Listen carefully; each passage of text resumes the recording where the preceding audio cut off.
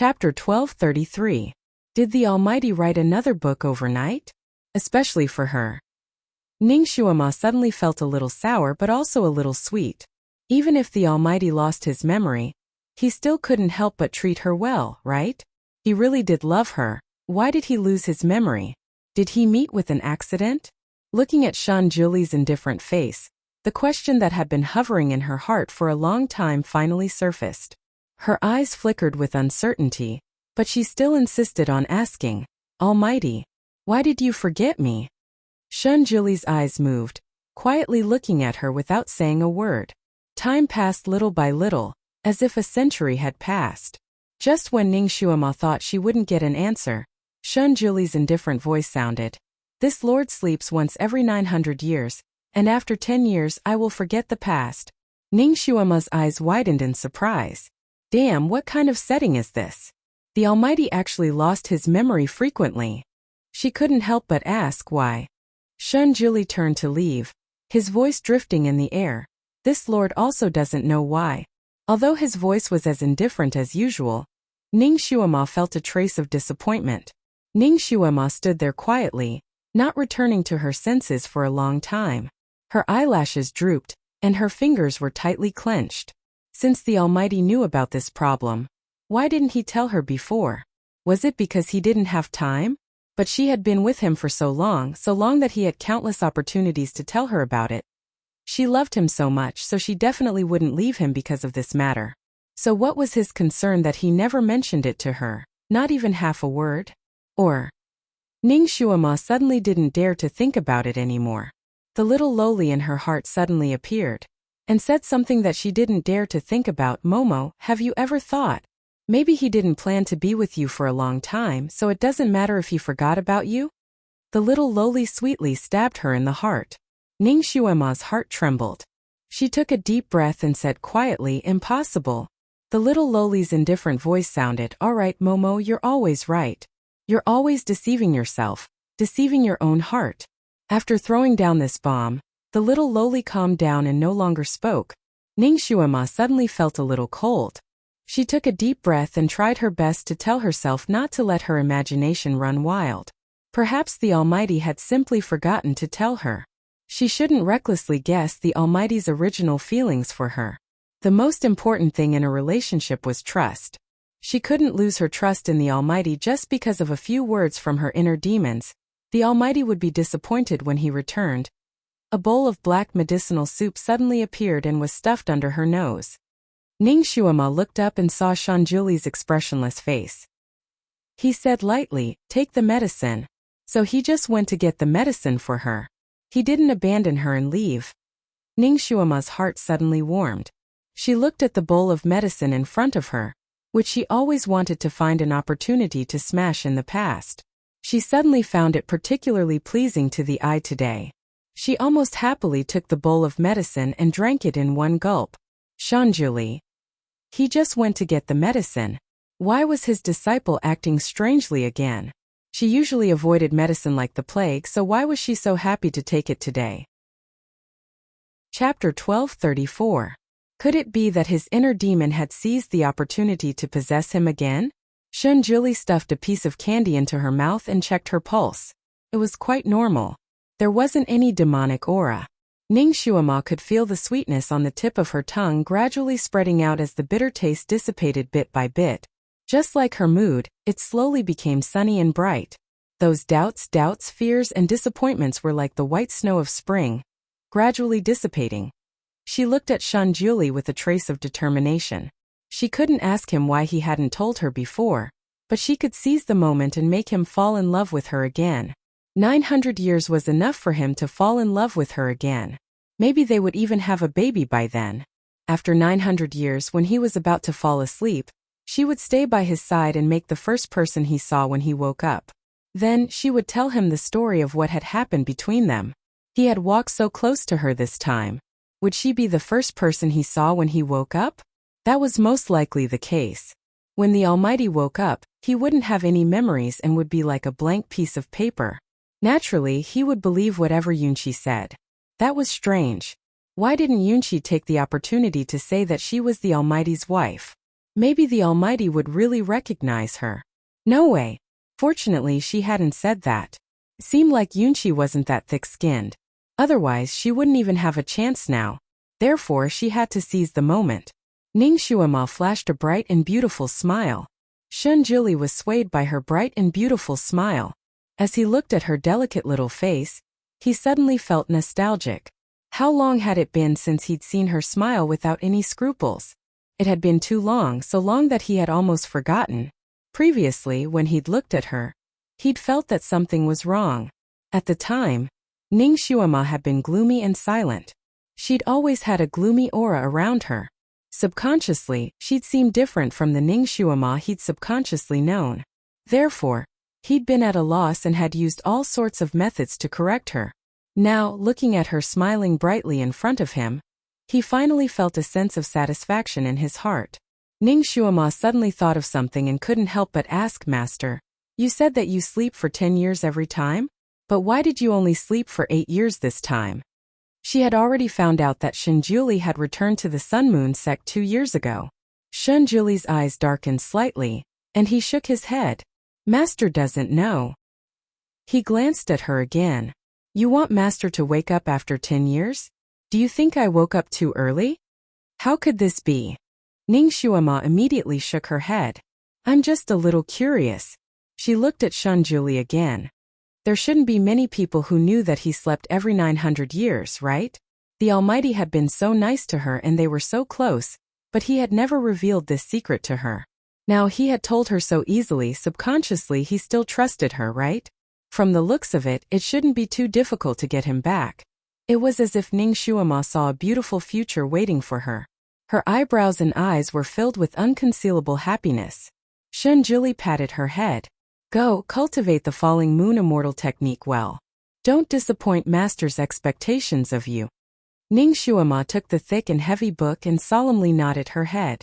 All right, Master. She turned around and walked out. Suddenly, she turned around and stood with her back to the light. She sent a flying kiss to the Almighty. Moi, Almighty. Chapter 1235. Damn it. She really wanted to fly into his arms and give him a loud kiss on the cheek. But she was also afraid that he would give her a scare and send her flying. That wouldn't be worth it. So she had to take it slow. Anyway, she was already at Earth stage level 8 and had a lifespan of 1,000 years. She had plenty of time to waste with him. She, Ning Shuama, could get whatever she wanted. So what if the Almighty lost his memory once? She would still get him back. The next time he fainted, she would stay by his side. If they had a child, she would let the child stay by his side. He would try to forget about her again. That's right. After they reconciled, she would force him to write a diary about everything that happened between them. When he woke up, she would throw the diary he had written at him and make him read it himself. That would be the living proof. He had to admit it even if he didn't want to. At most, she would fall in love with the Almighty again every 900 years. He would be so cute and gullible when he woke up. She wondered if he would be shocked if she mischievously said that she was his mother. Shunjuli looked at the person in front of him who was covered in a layer of golden light. A strong sense of familiarity rose in his heart. It was as if this scene had happened not long ago. However, he couldn't find it even after searching his memory. Strangely, he understood the meaning of this sentence. He smiled faintly. His thin lips parted slightly as he spat out, Moi. Ning Shuama felt that she had floated back to her room. Her soul hadn't returned yet. She spun around a few times on the spot before she calmed down. It was as if she was talking about her first love with the Almighty again. She loved the Almighty, and the Almighty had a good impression of her now. She flipped open the big book and looked at the familiar handwriting. Her heart felt warm as if it was stuffed with a small stove. Determination flashed across her eyes. She had to cultivate the falling moon immortal technique as fast as possible. 4 days, no 3 days. Cultivate to level 3, and then give the Almighty a surprise. For a genius like her, cultivating a mental cultivation method would definitely be a piece of cake. Ning Shuama began to practice her mental cultivation method day and night. Her morning and evening greetings were also waved by the Almighty. With her optimistic state of mind and her hard work in cultivation, Her psychokinesis increased like a sesame seed blossoming. There was a new change every day. On the afternoon of the third day, Ning Xuema's body suddenly burst into a circle of brilliant colorful light. It was as if she was bathing in the multicolored light, making her even more dazzling. When the colorful light dissipated, she sensed her body on the bed and then jumped up. Success! He had cultivated the falling moon immortal technique to the 3rd level. Ha ha ha, I am indeed a rare genius. Leveling up 1 level a day was like child's play. The great god's requirements were already strict enough. He didn't expect that he would be able to complete the task so early. The great god must be surprised, right? He would definitely think that he had picked up a treasure by taking her in as his disciple. She opened the door and rushed out like a tornado. The joy in her heart overflowed, and she didn't want to hide it anymore. She hadn't seen him for 3 days. To be honest, she really missed him. Now that she had successfully cultivated and was going to see him, she wondered what his expression would be when he saw her. Gratified? Happy? Excited? Maybe he would be so happy that his memory would come back. Cough, cough, she was thinking too much. Ning Xuema's heart thumped wildly. Chapter 1236. She was so excited that her heart almost jumped out of her chest at the thought of being able to see the Almighty's surprised expression. She thought that the great deity would definitely be unable to restrain himself from patting her head and faintly smiling.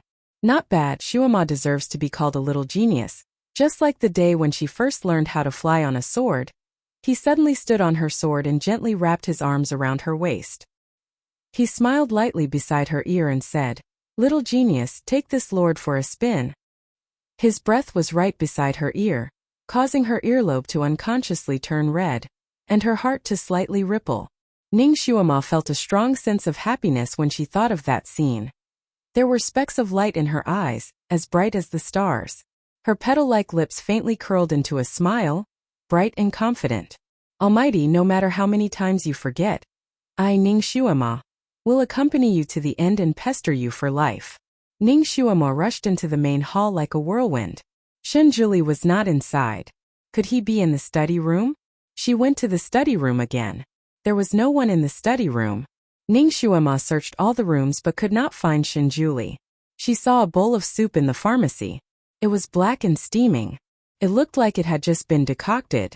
Where was he? Ning Xuema walked closer and found a note under the bowl. There were a few words written on the note. "Drink the medicine while it's hot." The note was written in a simple and concise style. It was obvious that it was written by Shenjuli. He left a note for her to drink the medicine instead of personally urging her to drink it. Did he go out for something? What did he do? How long would he be back? Was it dangerous? Would it be like the last time and not come back for a long time? Ning Xuema looked at the note quietly as if she could see a flower in it. She felt a little disappointed. She was like a child who got full marks in an exam and wanted to share her happiness with her parents, only to find out that her parents had gone overseas for a vacation. She sighed and looked at the note again. She didn't know what she was thinking, but she carefully folded the note and put it in her arms. This could be considered the Almighty's first letter to her, although it was just a short sentence. Ning Xuema had a headache as she looked at the medicinal soup that she had neglected for a long time. The light in his eyes flickered as he picked it up and brought it to his nose. The bitter smell was so strong that it hurt his brain. Every time she drank this medicine, she had the urge to smash it. She had never thought that she would be traumatized from drinking medicine. She was a doctor herself, but she couldn't figure out the composition of the dregs after studying them for a long time. If she didn't know that the Almighty wouldn't harm her, she would have thought that the medicine was made to punish her. She silently held the bowl of medicine and walked to a bonsai. Just as she was about to use the medicine to nourish the flowers and plants, her sharp eyes suddenly noticed that there seemed to be a note in the bonsai. It said, "Don't throw it away. Ning Xuema." Guru, you're really good at predicting things. In the end, she tilted her head back and gulped down the medicine. She subconsciously waited for the candy, but suddenly realized that the Almighty had already left. Ning Xuema finally walked out of the hall slowly. She wandered around aimlessly. Her eyes couldn't help but wander around. Did the Almighty leave a note somewhere else for her to find? She felt as if she was looking for treasure. Ning Shuama looked up unintentionally and seemed to have noticed something. She stopped in her tracks, her body stiffened and her gaze focused. Chapter 1237. Not far away, two figures could be seen riding the wind. One of them was dressed in a white robe that fluttered like an immortal, while the other was dressed in a light yellow robe that fluttered in the wind. The two of them were very close to each other. Their figures were like an immortal couple, so beautiful that it was like a dream. It was the almighty and Yunxi.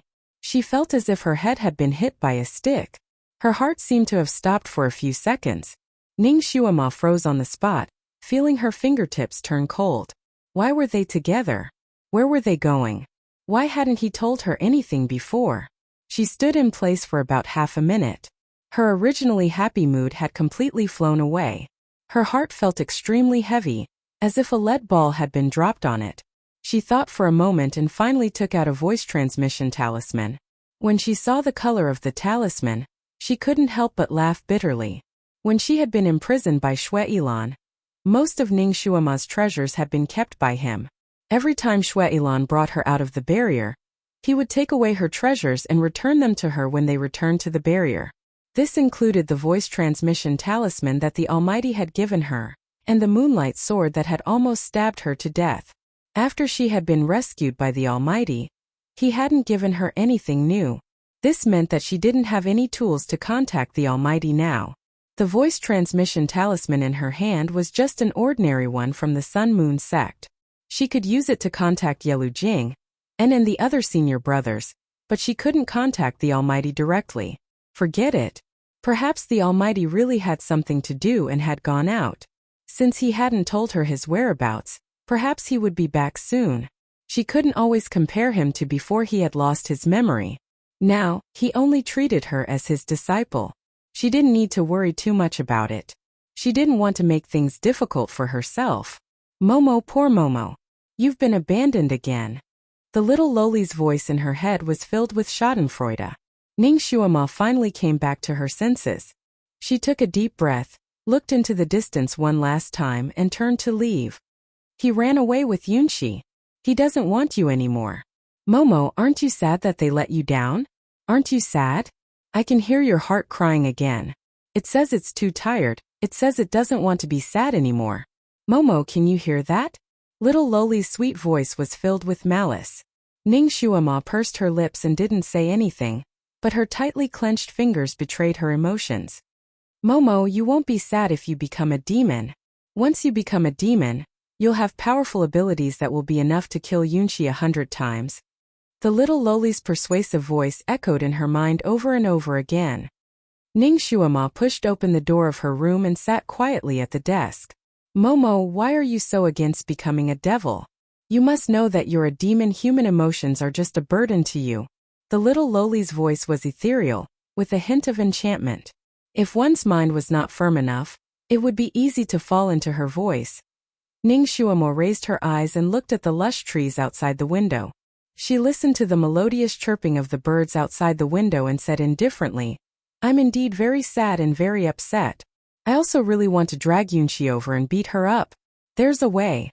The little Loli was overjoyed. Her voice was even more ethereal and dreamy. It was so melodious that it seemed to float from the horizon with a faint echo. Then become a demon. Momo, once you become a demon, you'll be emotionless and loveless. No one will be able to hurt you then. Ning Shuama's voice was as clear as water as it flowed into her ears. However, if I become a demon and a heartless and loveless monster, will I still be me? What's the difference between me and a machine? Chapter 1238. Plus, the first thing I'll do after becoming a demon is to drag you out and beat you up. She paused and her tone turned cold with a hint of mockery. So shut up. You're just a little kid. Yet you want to get involved in adult matters? Little Lolita was speechless. Little Lolita imitated Ning Shuama's cold and mocking tone. You'll regret it. You'll definitely regret it. I'll wait for Shinjili to hurt you until you're covered in cuts and bruises. I'll wait for you to come begging me. The corners of Ning Shuama's lips curled up slightly as she replied nonchalantly. Okay. Then you'll have to wait. Little Lolita was speechless. Through the constant struggle with her heart's devil, Ning Shuoma felt that her sadness had lessened quite a bit, especially when her heart's devil was choked to the point that it couldn't speak. She even smiled. Suddenly she thought of something. The Almighty also needed friends. No matter how much she loved him, she couldn't restrict him from making friends. The Almighty only treated Yunqi as a friend. Although Yunqi was interested in the Almighty, she hadn't succeeded in so many years. How could she suddenly succeed now? Perhaps the Almighty had something important to do with Yunqi, and had left in a hurry, forgetting to tell her. Besides, hadn't he already brewed her medicine and written her a note? Ning Shuoma was a free and easy person. She couldn't always be so calculative. That wouldn't be like her. Ning Shuoma felt that ever since she started practicing the falling moon immortal technique and drank medicine every day, she had become more resistant to the verbal attacks of her inner demon. She seemed to have become more rational. Although the medicine was bitter, it was good medicine if it could cure illnesses. Perhaps this was why she still drank medicine every day even though she didn't have a cold anymore. Ning Shuoma sat cross-legged and continued practicing the falling moon immortal technique. A day passed just like that. Shun Julie still hadn't returned even when the sky was completely dark. Ning Shuoma went to bed early to avoid letting her imagination run wild again. She didn't have any dreams that night. The next day, Shun Julie still hadn't returned. Of course, no one would force her to drink that bitter medicine anymore. This was her only small benefit after he left.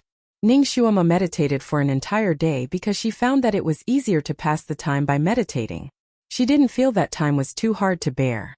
On the morning of the third day, when she once again walked around the heavenly sound peak, she finally took out the sound-transmitting talisman and contacted Yelu Jing, and she immediately asked him if he knew where her master was. Yelu Jing seemed surprised. Didn't master go to Five Sound Island with someone? What? He didn't tell you? Ning Shuoma smiled. It's good that he told you. She chatted with Yelu Jing, and for a while before ending the communication with Yelu Jing, and she sat on a stone bench in the courtyard and was lost in thought for a moment. She knew about the Five Sound Island. It was the legendary island of lovers. It was said that all the creatures on the island were in pairs. There were pairs of mandarin ducks, pairs of elk, and even the trees on the island grew in pairs and intertwined together like lovers. Many eligible couples on the Tianxi continent liked to go to the island to pledge their lives. Legend had it that after pledging their lives there, they would receive the blessings of the island god and could grow old together. There were even some who went there to pledge their lives. Now that Shinjuli and Yunqi had gone there, what would they do? Ning Shuoma seemed to recall the scenes of her reunion with the Almighty in the past 6 months. The Almighty and Yunqi drank tea together. The Almighty and Yunqi traveled together in the car. The Almighty painted for Yunqi. Chapter 1239. In just half a year, she'd seen the great god and Yunqi together 6 times, and she'd even seen them by accident. What about those she hadn't seen? How many times? In this half a year, the great god and Yunqi had met more frequently than usual. It was almost comparable to a date between a man and a woman. And this time he'd gone to Lover's Island for 3 days. He wouldn't come back after his honeymoon, right? Ning Shuoma's heart felt like it was suffocating a knot, and it was uncomfortable. She didn't want to let her imagination run wild like a resentful woman, but she couldn't help but let her imagination run wild. The sun gradually rose from the horizon. The sunlight was very warm on her body, but she felt a little cold. Unconsciously, she recalled the scenes of Shui Yimo and Shun Julie in her previous life. She recalled that at the very end, Shun Julie had come together with Shui Yimo. Not only had he sealed Shui Yilan in the crystal coffin, but he'd also pushed Shui Yimo to the position of the devil ancestor. In the end, he'd helped Shui Yimo fight Shui Yimo and coldly watched as Shui Yimo's heart was pierced by Shui Yimo's sword. Her memories of Shui Yimo ended when Shun Julie looked down at her and said, "Shui Yimo, this is retribution for betraying this lord." This sentence was like a heavy hammer striking a bloody stroke at the end of Shui Yimo's story. When Ning Shuoma occasionally thought of it, her heart would tighten. Her whole body would turn cold. Ning Shuoma didn't want to care about who was right and who was wrong in her previous life. She only wanted to grasp this life. So when this memory occasionally popped up in her mind, she would fiercely slap it back down, so that it wouldn't affect her judgment of love in this life. This time was the same. As soon as this memory popped up, She slapped it back down into the depths of her mind. She closed her eyes and meditated again. But after a while she opened her eyes again. She couldn't calm her heart. She simply couldn't calm her heart now. It was like a tide had risen in her chest, and waves of negative emotions were surging up. Cultivating in this state of mind obviously wasn't good. Not only wouldn't it be effective, it might even cause chi deviation. She simply jumped off the bed, her gaze inadvertently sweeping over the fresh fruits on the table. Her gaze suddenly froze. Little Apple. Little Apple wasn't back yet. She had been so busy these past few days that she had forgotten about Little Apple. No, she had to find it. She opened the door and rushed out. However, after taking 2 steps, she suddenly stopped. Shuailan must be out there looking for her. If he went out like this, he might fall into his demonic claws. She stood in place for a moment and suddenly couldn't help but laugh. What's wrong with me? So worried about personal gains and losses. She had always done things in a straightforward manner. When did she become so wishy-washy? When she was in her own era, she traveled the world alone and completed several seemingly impossible and dangerous missions on her own. She had never been so timid. The continent was so big. How could it be so easy to bump into Shuailan? Moreover, she had the art of disguise. As long as he hid his aura and was careful, he would be fine. She couldn't possibly not eat because she was afraid of choking to death, right? She walked to the front of the dressing table and looked at the elegant face inside. The corners of her lips curled up slightly. After the time it took for a stick of incense to burn, a thin and small middle-aged man with an ordinary appearance appeared in the mirror. That man's face was extremely ordinary. He was the type that couldn't be recognized if he was thrown into a crowd. Of course, if one looked closely, they would find that this man's eyes were extremely bright, like a black pearl in a still pool of water. Chapter 1240. Ning Shuama looked at her new appearance and clapped her hands in satisfaction. She walked out of the house and went straight to the Luoying Cliff. The Luoying Cliff was still filled with rolling clouds and sunlight. She closed her eyes and summoned the Ame Piercer. With a light wave of her hand, the Ame Piercer changed its appearance and became an extremely ordinary-looking longsword. The Ame Piercer suddenly swayed in the air, as if it was expressing its extreme dissatisfaction with its new appearance. Ning Shuama touched the hilt of the sword in amusement. Sorry for the inconvenience. It'll be done in a while. The Ame Piercer that was continuously drawing circles finally calmed down. Ning Shuama jumped up and stood firmly on the Ame Piercer. This Ame Piercer seemed to have a short temper. Just as Ning Shuama stood properly, it flew out like lightning. Ning Shuama. Did it know where to fly? Ning Shuama estimated that she had left the Sun-Moon sect before putting away the Ame Piercer and walking down the mountain. Ning Shuama thought about how she was going to find Kirin as she walked. Without alerting Shuailan, how was she going to find a Kirin in the vast sea of people from the perspective of an ordinary person? Forget it, she would search country by country. Even if she had to dig 3 feet into the ground, she would find Kirin. Soon she reached the foot of the mountain. After going around a mountain rock, she suddenly stopped. Not far in front of her, there was a young man floating. That young man was dressed in black and was tall and straight. He had sharp eyebrows, bright eyes, a high nose bridge, and thin lips. He was extremely handsome. At this moment he was standing there and looking up at the Buddha Lotus Mountain with a complicated gaze. The aura around him was extremely cold. It was as if he wanted to paste the words, "Strangers do not approach," all over. Ning Shuama's heart skipped a beat. She paused and raised her eyebrows. Shijue. This man was actually Heir Shijue. After not seeing him for 10 years, his appearance had faded and he looked much more mature. Originally he was like a cool big boy. Now he was a reserved and deep man. Ning Shuama did not expect to meet him as soon as she came down the mountain. When old friends met, her first reaction was to greet him. But as her lips moved, she seemed to have thought of something and did not open her mouth. She was a jinx and could easily jinx the friends around her. She did not want Shijue to meet with any misfortune, so it's better not to acknowledge him. Let's just be safe. With Ning Shuama's current level of martial arts, if she didn't want to be discovered, even if she stood in front of someone, no one would be able to see her. She turned around and was about to leave quietly when she suddenly sensed something. She stopped in her tracks and looked towards Shiju's direction. Suddenly, 4 people appeared beside Shiju. Ning Shuama was familiar with these 4 people as she had met them 10 years ago. They were the high-ranking law enforcers of the Bright King Mansion. Among them, Protector Xia had been ordered by Shijue to protect Ning Shuama back then. At this moment, the 4 of them surrounded Shijue and bowed together.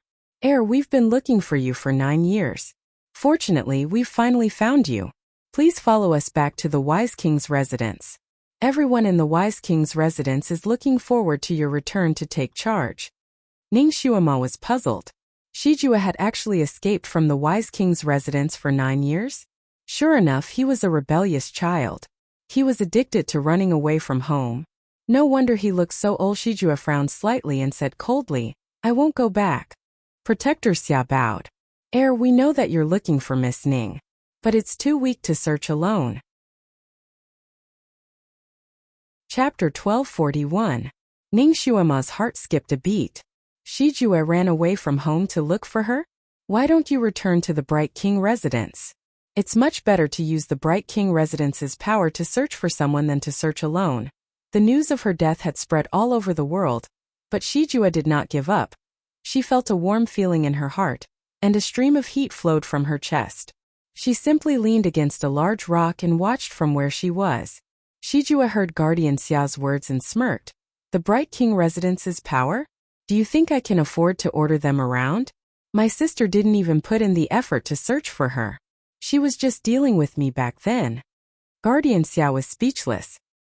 He sighed. You've misunderstood the princess. The princess has sent out countless people to search for her these few years, but you don't know about it. Shijue sneered. Since the Bright King residence's power has already searched for her, then there's no need for me to go back and arrange for more people.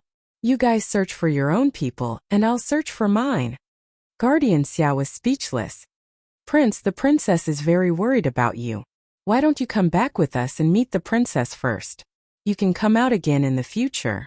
There's no need to persuade me anymore. I won't return to the Bright King residence until I find her. Shijue was very determined. The 4 Bright King residence's guardians tried to persuade him again, but Shijue's attitude was unusually firm. In the end, both sides broke down and the 4 Bright King residence's guardians could only force it, and the 5 of them started fighting. Ning Shuama originally wanted to go out and meet Shijue to prove that she was still alive so that he could rest assured. However, when she saw them fighting, she decided to hide herself and watch from afar. The 5 of them were all experts. Once they started fighting, it was naturally exciting and full of big moves. Ning Shuama was pleased to find that Shijue's martial arts had more than doubled in the past 10 years. Whether it was his psychokinesis or his ability to adapt, they were all greatly improved and could not be compared to the past. More importantly, when he was fighting back then, he pursued perfection in his movements, but in reality they were useless. Now, his moves were clean and efficient.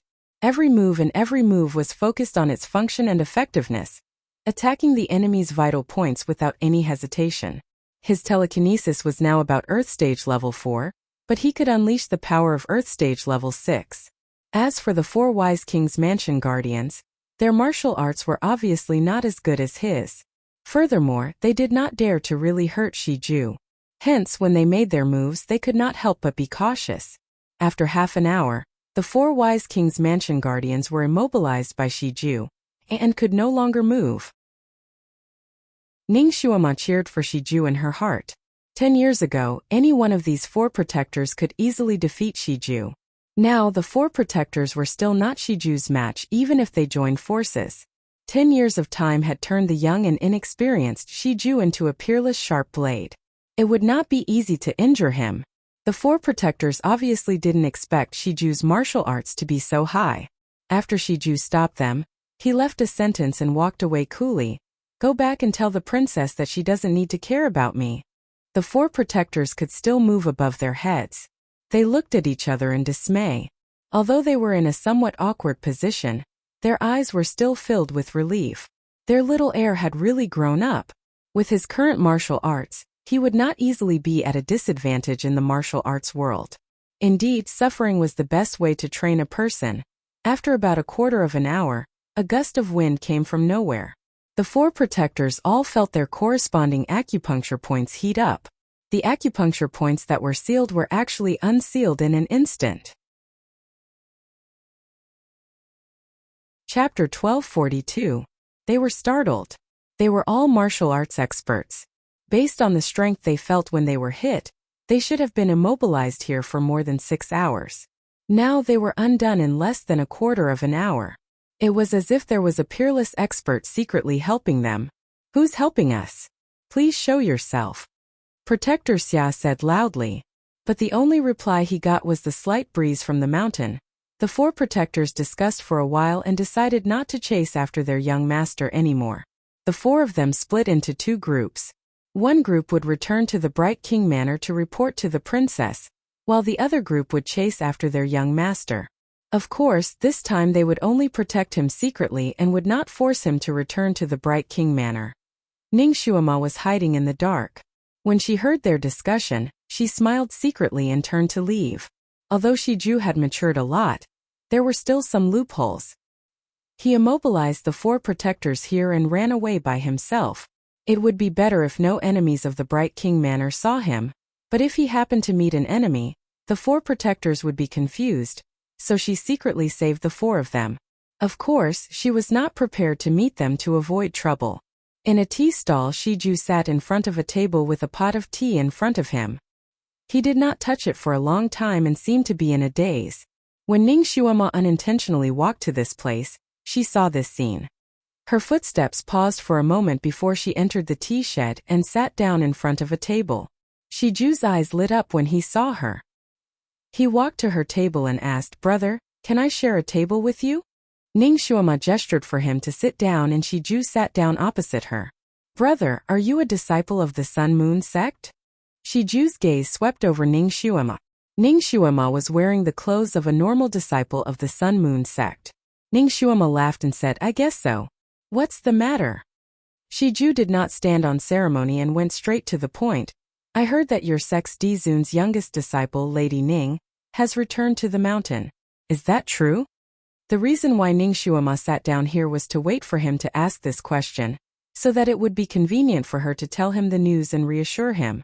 Thus she smiled and said straightforwardly, "That's right. Lady Ning came back a few days ago. The entire Sun Moon sect even specially celebrated for her." "Then is she okay?" Shiju's eyes lit up again, and his fingers suddenly clenched tightly. All these years he had been looking for her like crazy. He had traveled all over the world, but he still couldn't find any news about her. There were rumors in the pugilistic world that she was dead, but he refused to believe them. If she was alive, he wanted to see her. If she was dead, he wanted to see her corpse. This was his only thought. However, he had been on the verge of despair these past few years. Unexpectedly, a few days ago, he had inadvertently heard someone say that Ning Xuema had been found by the ancestor and was now on the Sun Moon sect's Buddha Lotus Mountain. When he got the news, he rushed over without rest for a few days. He wanted to find out the exact information. Unfortunately, the Buddha Lotus Mountain was not a place that ordinary people could enter. Only those who had received an invitation from the Sun Moon sect could enter with their invitation cards. It was harder than ascending to the heavens for others to enter. Even if Shiju was the wise king's heir, he couldn't enter at all. He had arrived in the vicinity yesterday afternoon. During this day he had thought of all sorts of ideas and used countless methods, but it was all in vain. He couldn't even get close to the barrier of the Buddha Lotus Mountain. During this day, he had naturally interacted with a few of the Sun Moon sect's gatekeepers several times. He thought that she was sent by Princess Mingwan to trick him so that he could return home. It seemed that if she didn't let him see Ning Xuema in person this time, he probably wouldn't give up.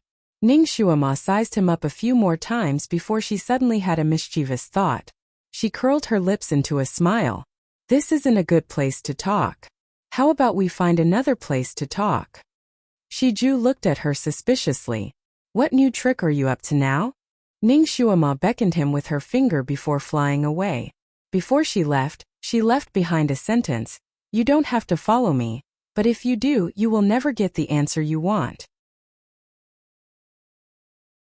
Chapter 1244. She purposely displayed the sun-moon sex movement technique in front of Shiju, and disappeared like a wisp of smoke. Shiju's heart skipped a beat. This person was indeed a disciple of the sun-moon sect, and his martial arts weren't low. Could it be that what he said was true? Shiju's heart itched from Ning Shuama's last sentence. He steeled his heart and chased after her. Ning Shuama wanted to test Shiju's martial arts, so she purposely kept a distance from him. Every time he was about to catch up, she would instantly speed up and widen the distance between them. This happened a few times in a row, and Shiju's competitive spirit was also aroused. He simply used all his martial arts to chase after her. The two of them were as fast as lightning, and in the blink of an eye, they had already run dozens of miles. It was a winding path with overgrown weeds on both sides. It couldn't be more remote, and there wasn't a single human hair in sight. Where are you bringing me? This place is very remote and is a good place to talk. Can you stop and talk to me? Shiju couldn't help but call out from behind. Ning Shuama finally stopped in front. She slowly turned around and looked at Shiju from head to toe. She smiled and asked, "Talk about what?" Shiju wanted to clench his teeth and hold back his anger. Naturally, it's about Miss Ning. Did you really see her? Through this run, he had already seen that the person in front of him had unfathomable martial arts. Her position in the Sun-Moon sect shouldn't be low, so he still believed some of her words. Ning Shuama chuckled. Of course I see her every day. Shiju didn't believe her again. You're lying. I heard that as the ancestor's disciple, she lives on the heavenly sound peak. Without the ancestor's permission, no one is allowed to go near that place. How can you see Miss Ning every day? He had heard quite a lot of things. Shiju felt that she wasn't just an ordinary person. Ning Shuama didn't say anything, but her eyes kept on looking at Shiju. Shiju was a little scared by her stare. He frowned and asked coldly, "Why are you sizing me up instead of answering my question?" He had always had the temper of a young master, and if it weren't for the fact that Ning Shuama was a disciple of the Sun-Moon sect, he would have long since flown into a rage based on the fact that Ning Shuama was sizing him up so rudely. His expression became stern, and his entire aura became much colder. The once small ice cube had grown into a huge iceberg. Ning Shuama's mischievous mood became even stronger. She curled her lips into a smile and looked at Shiju, casually saying, "What a pretty boy. Why don't you come back with me and be my wife?" Shiju. His expression changed on the spot. He clenched his fist and said coldly, "What did you say?" He hated it the most when people called him beautiful. The person in front of him not only violated his taboo, but also dared to flirt with him. Ning Shuama was the type of person who would act like whatever she wanted to act. At this moment she was acting like a lecher. Therefore, she once again revealed a lecherous smile. "Little brother, you're really too beautiful. It's a waste for such a beauty to not get married. Why don't you come with me? I'll guarantee that you'll live a good life." Her words were simply copied from the lines that young thugs used to flirt with good girls. How could Shiju stand this? He immediately changed his expression. "You're courting death." A black longsword appeared in his hand out of thin air. Carrying the force of a thunderbolt, he stabbed towards Ning Shuama. Ning Shuama fought with him. Chapter 1245. Shiju's skills had improved a lot in the past few years. His strength had already reached Earth rank level 4.5. He was also a genius to improve so quickly. Shiju felt that the person in front of him had unfathomable skills. She did not use her full strength when fighting with him. Instead, she was playing with him like a cat playing with a mouse. She would always take the time to pat his shoulder and touch his face. The murderous intent in Shiju's eyes could freeze people to death. He simply used all kinds of strange moves. When he fought with the four guardians, he still held back a little so as not to really hurt them. But now he was using all of his power, displaying everything that he had learned in his life to the fullest. All kinds of killer moves greeted Ning Shuama. He could not wait to cut this brat who dared to tease him in half. When the opponent's skills are far beyond your own and your goal is unclear, it is unwise to be provoked by the opponent and desperately chase after the opponent. Ning Shuama said in the middle of the fight. Shiju ignored her and continued to attack like a storm. After a while, Brat, your skills are far inferior to mine. Instead of looking for a chance to escape, you really want to fight with your life on the line? Stupid. Ning Shuama secretly held back 2 or 3 times during the fight. If Shiju took this opportunity, he could turn around and escape, but he gave up on this opportunity. When did this brat become so stubborn? Ning Shuama could not help but teach him a lesson. Shiju's posture was as if he was going to fight with his life on the line. He turned a deaf ear to her words. Ning Shuama's eyes flashed slightly. She decided to give him a more profound lesson. Suddenly, she changed her fighting style. At the place where she poured her psychokinesis, the sword tip trembled and a string of light flashed across Shiju's body. Shiju could not move. Ning Shuama circled around him until she was facing him. She lifted his chin with her finger. This time she was standing on top of a mountain rock. She was taller than Shiju by quite a bit. She did this pose very well. Beauty, your temper isn't small. Let brother teach you a lesson and let you know when to advance and when to retreat. Shiju pursed his lips and did not answer. Ning Shuama did not seal his mute acupoint. She thought that her few words of teasing would cause him to be angry, but she did not expect him to choose to be mute. Speak. Come, as long as you call me good brother a few times, maybe I'll let you go. Ning Shuama put her hand on his shoulder. Shiju still didn't answer. He didn't have any intention of giving in. This brat was really stubborn. With his temperament, would he really not suffer great losses in the Jianghu? Ning Shuama began to seriously doubt this possibility. She wanted to test where his bottom line was, so she raised her hand and pinched his cheeks again. She smiled carelessly and said, "Tsk, this little face is as soft as tofu. Why don't you come home with me and be my wife?" Shiju slowly raised his head and finally opened his mouth. "You're already married. Do you really want me to be your husband, person?" This line doesn't seem quite right. Ning Shuama said casually, "Don't you know that a man can have 3 wives and 4 concubines? Even if I marry someone else, it won't delay marrying you." No, how did this brat know that she was married? She was still single, okay?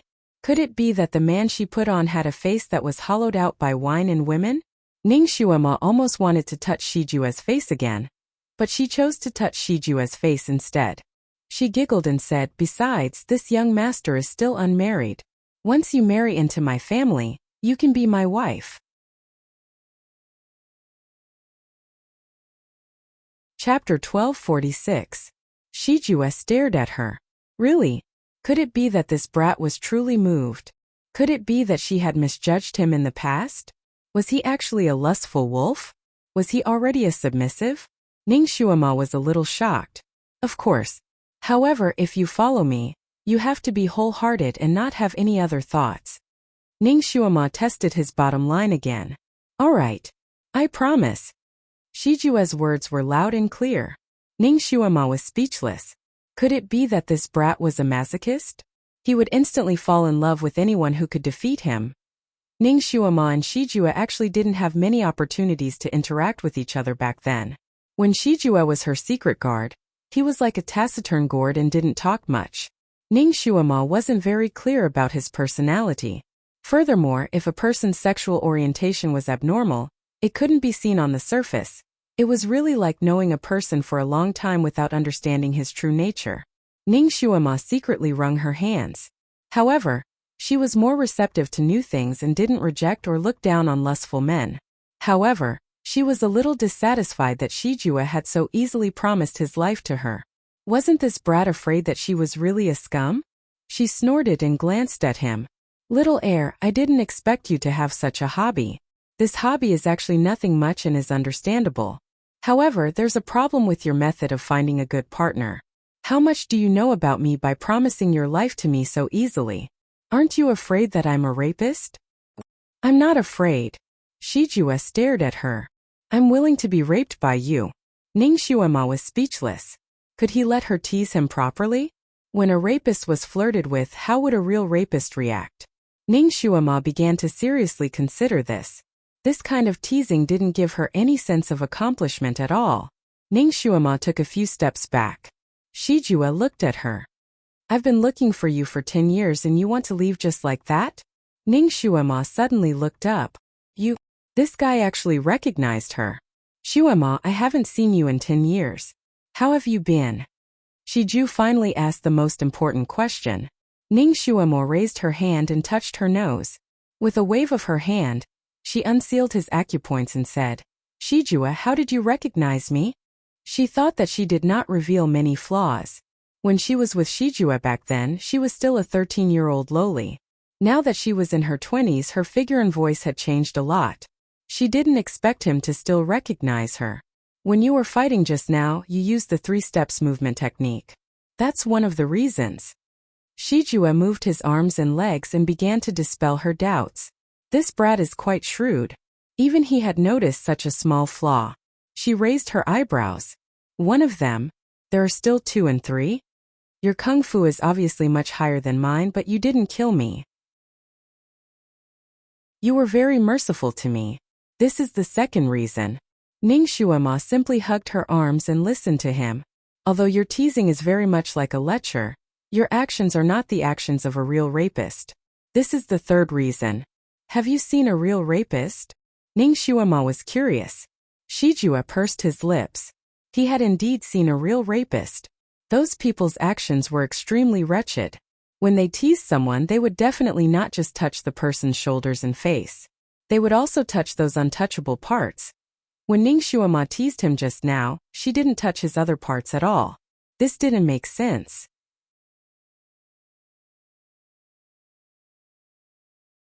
Chapter 1247. Of course, he had only seen rapists tease other women and had never been teased before.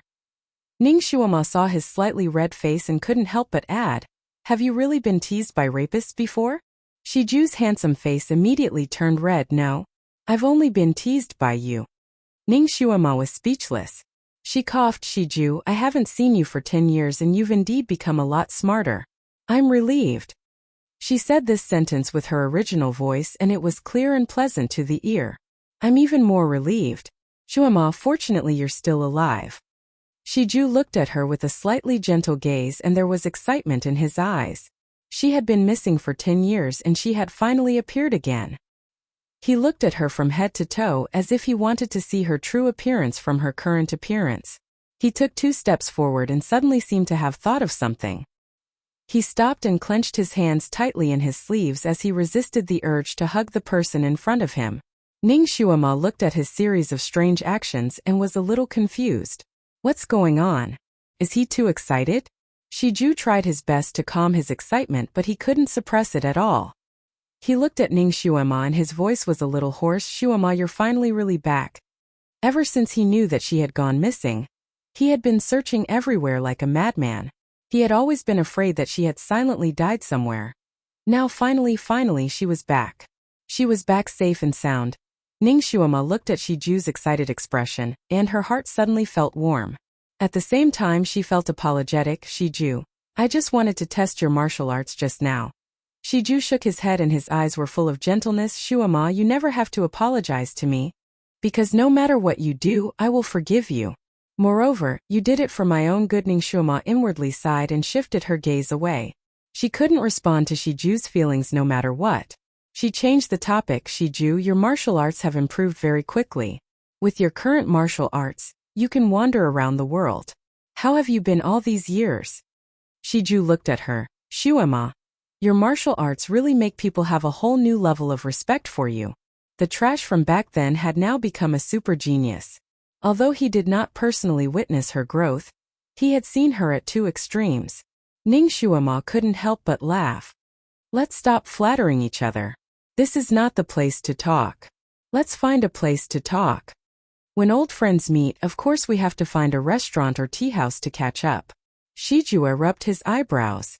Shuema, you said the same thing in the tea shed just now. Ning Shuema smiled. I just wanted to find a place to test your kung fu. That's why I led you here. Are you satisfied after trying it? Ning Shuema. Why did she feel that this sentence was a little ambiguous? Shuema, is what you said just now true? Shiju took a step forward and there was a faint masculine strength in his body. What are you referring to? Ning Shuema said a lot just now and she couldn't figure out which sentence Shiju was referring to. You're not married yet. I can be your wife, Shiju said word by word. He seemed to be serious and joking at the same time. Ning Xuema. She was just joking with him, okay? She laughed. Shiju, you're a man. The title of wife doesn't suit you. Chapter 1248. Alright, I won't joke with you anymore. Let's find a place to talk. Shiju's eyes flashed. Xuema, I don't think it was a joke just now. Ning Xuema. Why did she run over to tease him just now? Now retribution has come. She shot herself in the foot, didn't she? She didn't know how to clean up the mess now, did she? Ning Xuema sighed and admitted her mistake. I was wrong. I shouldn't have teased you. Suddenly, a child's voice asked curiously, Momo, aren't you very sad? Why do you still have time to tease others? Aren't you afraid of bringing bad luck to him? Ning Xuemo replied indifferently in her heart. Should I write all my emotions on my face and then face my friends with a sad face? Do you want them to frown like you? That's what children do. Learn from them, little brat. Little lowly. Why did Ning Xuema always make her so angry recently? What was wrong? Why did this girl suddenly become so rational? When she was in the demon palace, she could not calm down after being teased lightly. Shiju's eyes flashed with a smile. I'm happy to be teased by you. He raised his arm and held her hand. Sure. Do you know how hard I've been looking for you all these years? How much do I regret? Regret? Regret knowing her? Or regret being her secret guard? Ning Xuema originally wanted to pull her hand away, but when she heard his words she asked curiously, What do you regret? I regret not being by your side at that time. He regretted not confessing to her in time, which led to someone else taking the initiative. Ning Xuema. She coughed, I don't blame you. You didn't have a choice when you returned to the Bright King's residence. So at that time, I swore that I would practice martial arts well and become independent as soon as possible. I won't let them force me to do anything, and I won't be helpless when the person I love is hurt. Shiju looked at her with a determined gaze. After 10 years of reunion, Shiju had matured a lot and became much stronger. He was also much more manly and was no longer that young boy. Ning Xuema felt gratified and a headache. She patted his shoulder. Shiju, you've really grown up. She wanted to take her other hand. Shiju held her hand tightly as if he would never let go. Unless Ning Xuema used her real martial arts to shake his hand, she would not be able to get rid of him. Shiju suddenly pulled her. Ning Xuema was caught off guard and stumbled into his embrace. Xuema. This brat was really bold. Ning Xuema was speechless. She raised her hand and was about to shake him off when she suddenly sensed something. She looked up at the sky not far away and froze. Not far away in the sky there were two people floating there. One of them was dressed in snow-white robes and wore a white jade mask on his face, revealing only a pair of extremely black eyes. The cold aura around him was enough to make everyone retreat. It was Dizun Shunjuli. Beside him was a woman in a light yellow dress. Her appearance was elegant and refined, and her eyes seemed to be able to speak. She was beautiful beyond compare. It was Yunqi. Yunqi's arm was wrapped around Shunjuli's as she leaned her head against him. The two of them stood there side by side like a pair of jade.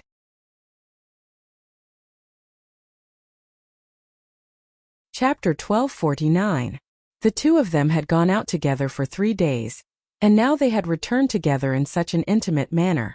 When she saw the two of them standing side by side, Ning Xuema felt as if her heart had been stabbed by a knife. She clenched her fists tightly in her sleeves. She had the urge to rush forward and tear the two of them apart violently. Shunjuli, did you really let Yunqi take advantage of you? It turns out that once you forget about me, you can also easily fall in love with someone else. Ning Xuema's gaze landed on Yunqi, and a murderous look flashed across her eyes. This woman is so despicable. She probably really told Shunjuli that she was his fiancée when he woke up, and Shunjuli foolishly believed her. That's why he treated her so well. Then what was she? What was she now? What position did she occupy in Shunjuli's heart? Did he really treat her as his disciple? At that moment, Ning Xuema's heart seemed to surge like a tide, and her entire body stiffened. Shiju immediately sensed her abnormal reaction, and he subconsciously turned his head to look in the direction Ning Xuema was looking. He was slightly startled. He still recognized the Dizun signature outfit. He hurriedly pulled Ning Shuama, who was frozen in place, and knelt down in front of Shanjuli. Greetings to the Dizun. When he saw that Ning Shuama was still standing there without any intention of bowing, he couldn't help but tug at her again. Shuama, quickly pay your respects to your master. Ning Shuama raised her head and looked at Shanjuli, who was looking at her expressionlessly. Anger, disappointment, sadness, pain. Her heart was filled with all kinds of emotions. She felt as if 100 bottles had been knocked over. Master, he had really become her master now. If nothing else, he would only treat her as his disciple. Shanjuli and Yunqi stood in midair like gods overlooking all living things. Ning Shuama couldn't help but smile. Sure enough, she bowed to him and said, Master, this disciple greets Master. Shanjuli's gaze landed on her, and Shijua's hands that were holding each other's hands. His eyes seemed to be filled with frost as he reprimanded, Ning Shuama, who allowed you to leave the mountain without permission? She even dressed up like this to have a private rendezvous with a man here. Looking at their expressions, Ning Shuama and this pretty boy obviously had a close relationship. The icy aura around Shanjuli was so cold that it could freeze people within a radius of 3 miles. Ning Shuama was also enraged. What? Only the officials were allowed to set fires, but the common people were not allowed to light lamps? She raised her head and laughed softly. Master, which rule of the Sun-Moon sect doesn't allow disciples to leave the mountain? For some reason, Shanjuli saw that Ning Shuama's smile was especially dazzling. His voice was even colder. The 18th rule of the Sun-Moon sect states that disciples of the Sun-Moon sect are not allowed to leave the mountain, as they wish within 3 years of being apprenticed to a master. If they leave the mountain, they must obtain the approval of their master. Otherwise, they will be punished for absconding. The punishment for absconding was usually to cripple their cultivation and expel them from the sect. Ning Shuama simply wanted to laugh. Master, are you trying to expel me from the sect again? Shanjuli choked. He was about to say something else when Ning Shuama continued, however, Master, you've probably forgotten that according to the rules of the Sun-Moon sect, disciples of the Sun-Moon sect are indeed not allowed to leave the mountain as they wish within 3 years of being apprenticed to a master. However, that's only for disciples whose psychokinesis is below Earth rank level 4. Also, Shuama became the ancestor's disciple 10 years ago. The 3-year limit has already been reached. Therefore, whether it's my psychokinesis level or the number of years I've been apprenticed to a master, I haven't violated any of the rules of the Sun-Moon sect. Shanjuli. His gaze darkened. This girl actually dared to argue with him in front of his face, and even had such a righteous look on her face.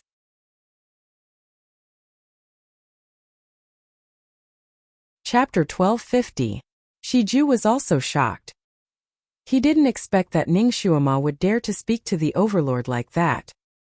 He saw that the Overlord's gaze was unkind and was afraid that he would punish Ning Shuama. He steeled his heart and said, Overlord, it was I who invited Miss Ning here. It has nothing to do with her. If the Overlord wants to punish someone, don't punish her. Just punish Shiju. Shiju? The wise king's heir? Although Shanjuli had lost his original memories, he had been quietly understanding the situation of the mainland for the past 2 years. Naturally, he also knew some key people. He had heard of Shiju's name before. So this Shiju was an old friend of his disciple? His gaze was like ice as it swept across Shiju's face.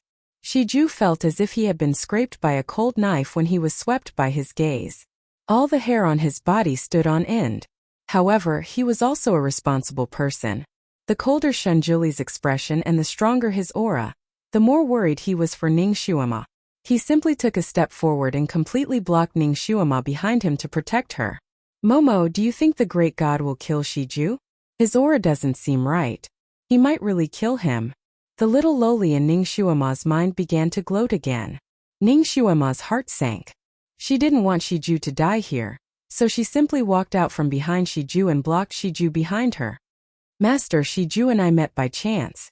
It wasn't an appointment. I wanted to go down the mountain on my own accord. Their small actions naturally fell into Shanjuli's eyes. It also made the aura around him even colder and stronger. That coldness made Yunqi, who was beside him, shiver uncontrollably. She looked at Ning Shuama. If Shiju didn't call out Ning Shuama's name, she really wouldn't have recognized her. Ning Shuama used an ordinary disguise technique, not a spell. Logically speaking, Shun Juli should not have recognized her at first sight. However, when he passed by the sky above this place, he suddenly brought her down. This gave Yunqi a fright.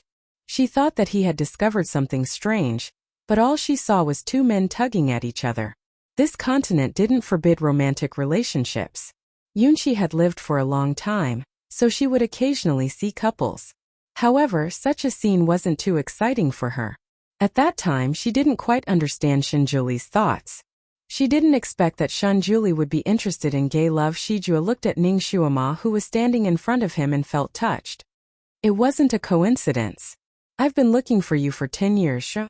At the same time, he slowly walked out from behind Ning Shuama and stood side by side with her. He held her hand and pulled her forward. Ning Shuama subconsciously wanted to pull her hand away, but Shijua's grip was too strong. She didn't succeed for a moment. At that moment, she heard Shijua say in a clear voice, "Dizun, Shuama and I are congenial and have fallen in love at first sight. I hope that Dizun will grant me a marriage. I will definitely treat Shuama well. I will only love her for the rest of my life. I will shelter her from the wind and rain and protect her forever." He was proposing to her? Ning Shuama felt a little dizzy. She really didn't expect Shijua to be so daring. Shun Juli's expression became colder and colder. The cold air around his body was almost solidifying. He looked at Ning Shuama, the coldness in his eyes terrifying. "What do you say?" The moment Shijua opened his mouth, Ning Shuama wanted nothing more than to block his mouth and pull her hand away. When she heard Shun Juli's question, she looked up and subconsciously wanted to explain. Just as she was about to say something, her gaze involuntarily fell on Yunqi and Shun Juli's tightly snuggled figures.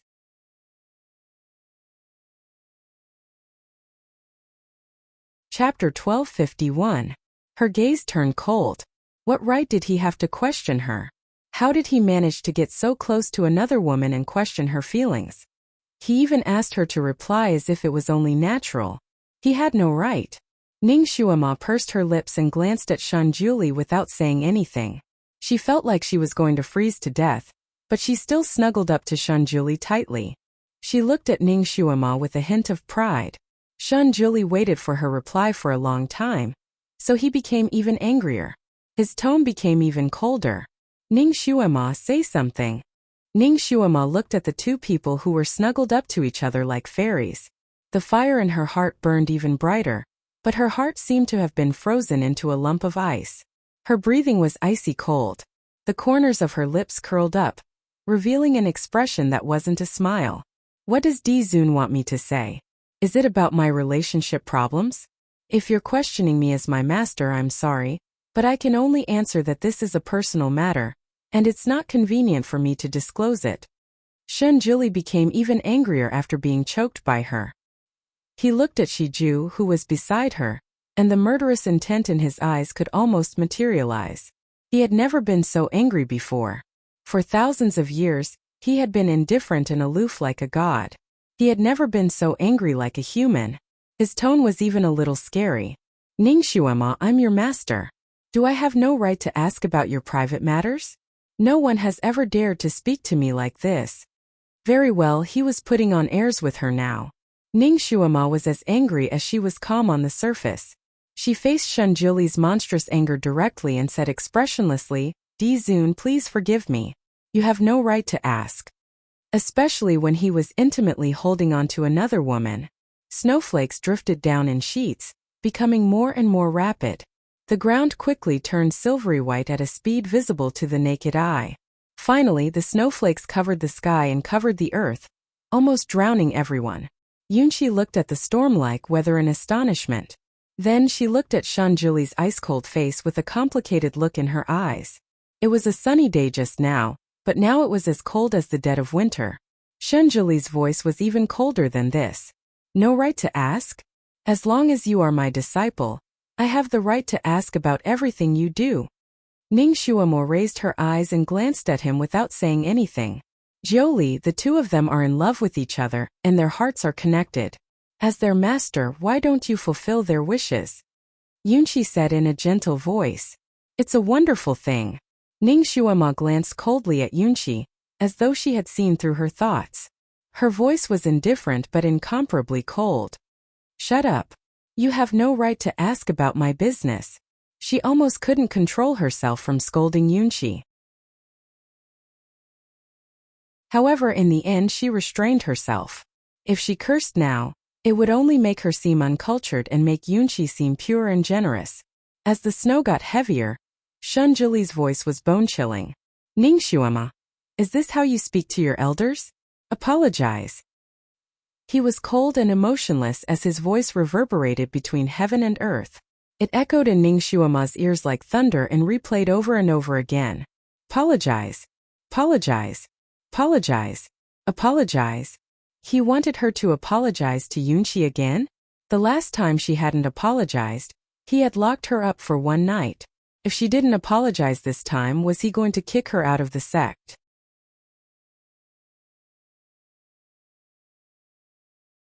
Chapter 1252. If she apologized to Yunqi, then who should apologize to her? Shunjuli, amnesia isn't a reason for you to hurt me and humiliate me. It's also not a reason for you to support Yunqi and whisper sweet nothings to each other with a clear conscience. Ning Xuema was so angry that she laughed instead. There was a ball of fire burning in her heart, so much so that she almost wanted to kill Yunqi. Her rationality was stretched taut like a string that was constantly pulled taut and could break at any time. She grabbed Shijua's hand and turned to leave. After taking a few steps, her feet were suddenly bound and she couldn't take another step forward. This trick again. Ning Xuema clenched her fists so tightly that her fingernails dug deep into her palms. The string called reason was pulled taut and finally snapped. She turned around and looked at the two people in the sky with a smile that was not a smile. Her eyes were ice cold as the ice and snow of the South Pole. She raised her hand to catch a snowflake and a flame suddenly rose from her palm. The snowflake evaporated in the fire and made a sizzling sound. Ning Xuema's eyes seemed to flash with a red light, but it was impossible to see clearly in the heavy snow. She opened her mouth and said in a voice full of ridicule, Dizun, you want to ask me if I'm willing to marry Shijua, right? Shunjuli held his breath, but he couldn't help but wait for her answer. Shijua glanced at Ning Xuema beside him and found that her expression was terrifyingly cold. Ning Xuema curled her lips slightly and raised a cold smile, reporting to Dizun, I'm willing. As if the stop button had been pressed, the heavy snow suddenly stopped. The snowflakes that filled the sky stayed motionless in the air. Shunjuli's voice was terrifyingly gloomy. You're willing? Thunder rumbled and purple lightning shuttled through the clouds. Ning Xuema's smile deepened and she said mockingly, yes, I'm willing. I hope Dizun will agree. The snowflakes that filled the sky finally came crashing down. The heavy snow swirled in the air and blurred people's vision. The wind howled, thunder rumbled and lightning flashed. Shunjuli's anger had reached a critical point. He glanced at Ning Xuema and Shijua one last time before leaving in a huff. His cold voice could be heard in the wind. Up to you. Ning Xuema looked at Shunjuli's receding figure and sat on the ground weakly. Shijua subconsciously wanted to pull her up, but Ning Xuema waved her hand and continued to sit on the ground without moving. Her eyes were lowered and no one knew what she was thinking. At this moment, Ning Xuema's heart was filled with anger, annoyance, unwillingness, pain and other negative emotions. Red light flashed in her drooping eyes, but her long eyelashes blocked Shijua's line of sight. He could only see Ning Xuema sitting on the ground expressionlessly, like a puppet that had lost all its strength. Momo, he won't want you anymore. He doesn't want you anymore. The little loli finally seized the opportunity to speak. Her words stabbed Ning Xuema's heart. Ning Xuema sat silently, but the red light in her eyes was getting brighter and brighter. Her expression was getting colder and colder. He doesn't want you anymore, so you don't want him anymore. Become a demon. Become a demon, Momo. After becoming a demon, no one in the world will dare to betray you. You can kill all the people who betray you. The little loli guided her patiently. Ning Xuema's heart was filled with rage. Her body seemed to have a faint red light flashing by. Becoming a demon? Becoming a demon. Shijue looked at Ningxuama, who was becoming more and more indifferent. He couldn't help but feel uneasy. He asked with concern, "Shuama, what's wrong with you?" Shijue's voice was like the morning bell and evening drum, startling her.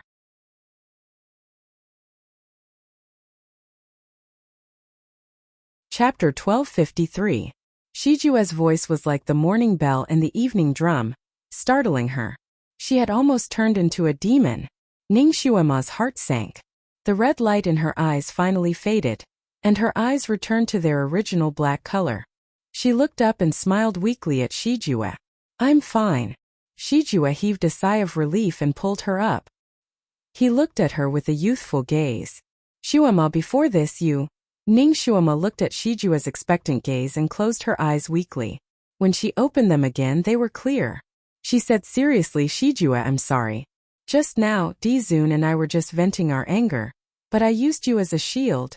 The meaning in her words was very clear. She was telling him not to think too much. Shijue's eyes darkened. He lowered his eyes and said, "It's fine."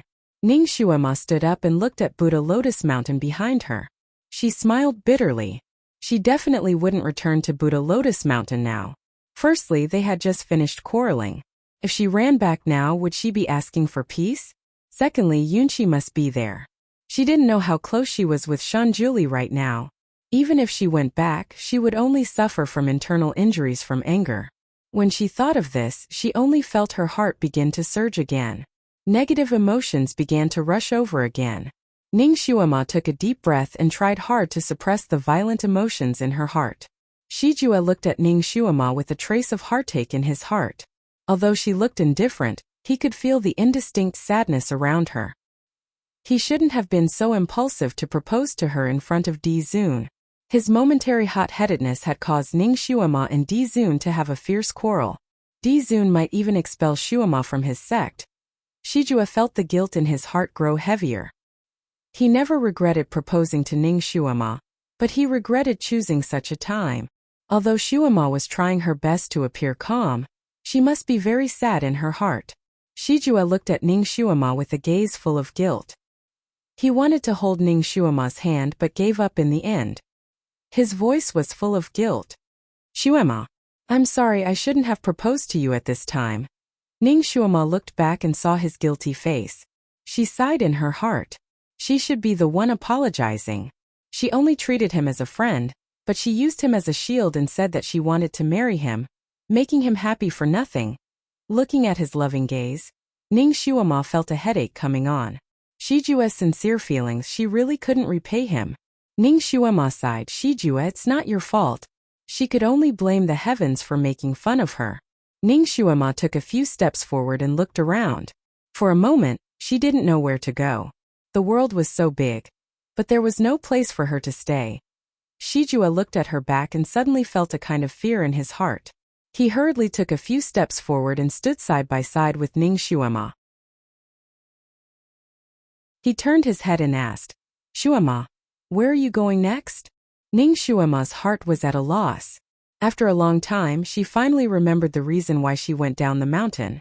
"I want to find the little Qilin. When I went missing, it went out to look for me. Right now, I don't know where it is. I want to find it and bring it back." Ningxuama muttered a few words. Finally, she managed to temporarily suppress the emotions in her heart. She wanted to find Kirin, but where to find it?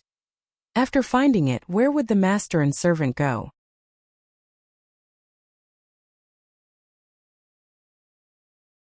Chapter 1254. But where would she find him? After she found him, where would the master and servant go? Ningxuama's heart was at a loss and she felt a sense of loss. It was as if she couldn't tell where she was going. She was like a small sail floating in the sea, unable to find her home. "Go back to the demon palace. That's where you belong. Momo, the demon palace is where you truly belong." The little Loli's dreamy voice floated into her mind. Ningxuama's mind unconsciously flashed with that gorgeous and extravagant palace. A sense of disgust appeared in her heart. She coldly said no. The little Loli stared blankly and didn't say anything. Ningxuama raised her eyes to look at the sky that had unknowingly become clear. Looking at the white clouds floating quietly in the sky, A sense of grandeur suddenly rose in her heart. The gloominess in her heart seemed to have dissipated by quite a bit. Ningxuama had always been alone and laughed at the world. When did she start to care about whether she belonged to a place or not? She was a great rock that could soar 90,000 miles in the sky. She had always followed her heart's desires and followed her whims. She came and went as she pleased, free and unrestrained like the wind. Since when did her domineering and arrogant Ningxuama become so sentimental and haggling over every little thing? As if she was a little girl who was sad about autumn and sad about the moon. Love wasn't everything to her. Why did she have to make it seem like her entire world had collapsed? If you're heartless, I'll break up with you. This was Ningxuama's point of view on love. Ningxuama let out a long sigh of relief. It was as if she wanted to spit out all the gloominess in her heart. She decided that after she found Kiran, she would go far away and live a carefree and unrestrained life. The sky was high for the birds to fly, and the sea was wide for the fish to swim. Ningxuama was a peerless genius. Why would she worry about not being able to find a place to go? What a joke! Ningxuama tried her best to comfort herself. Finally, she recovered the image of a carefree agent boss. At this moment she felt herself being shaken. She turned around in confusion and saw Shijua's worried gaze. Shuama, did you hear what I just said? Shijua had been talking to her for a long time, but there was no response at all. He turned his head in confusion, only to find that Ningxuama was calmly looking at the sky, the expression in her eyes changing rapidly. He called out to her several times, but she didn't hear him. He thought that she had accidentally lost her hearing, and in his panic, he couldn't help but shake her. What did he just say? Ningxuama secretly frowned. Oh no, she was too immersed in her own emotions. She directly ignored Shijua's words. This was not a good sign. On the battlefield, one would lose their life if they were distracted, let alone being so focused. She looked at Shiju. Shiju, what did you just say? I'm sorry, I was distracted just now. Shiju heaved a sigh of relief. It was good that she was fine. Moreover, her current state seemed to be much better than before. She had regained her confidence. Shiju said loudly, Shuama, I just said that I found Kiran a few days ago. It's trapped in a cave in the Feishing Kingdom's Valley of End. I accidentally broke in, but I couldn't save it even after using all my strength. I could only come out myself. This time I came to the Sun Moon sect because I heard that you're back. I wanted to see you, and secondly I wanted to ask for help from the Sun Moon sect. Kiran was trapped? Ningxuama's heart sank. Now there were countless sects eyeing Kiran. When they saw that Kiran was alone, they definitely couldn't help but want to take Kiran for themselves.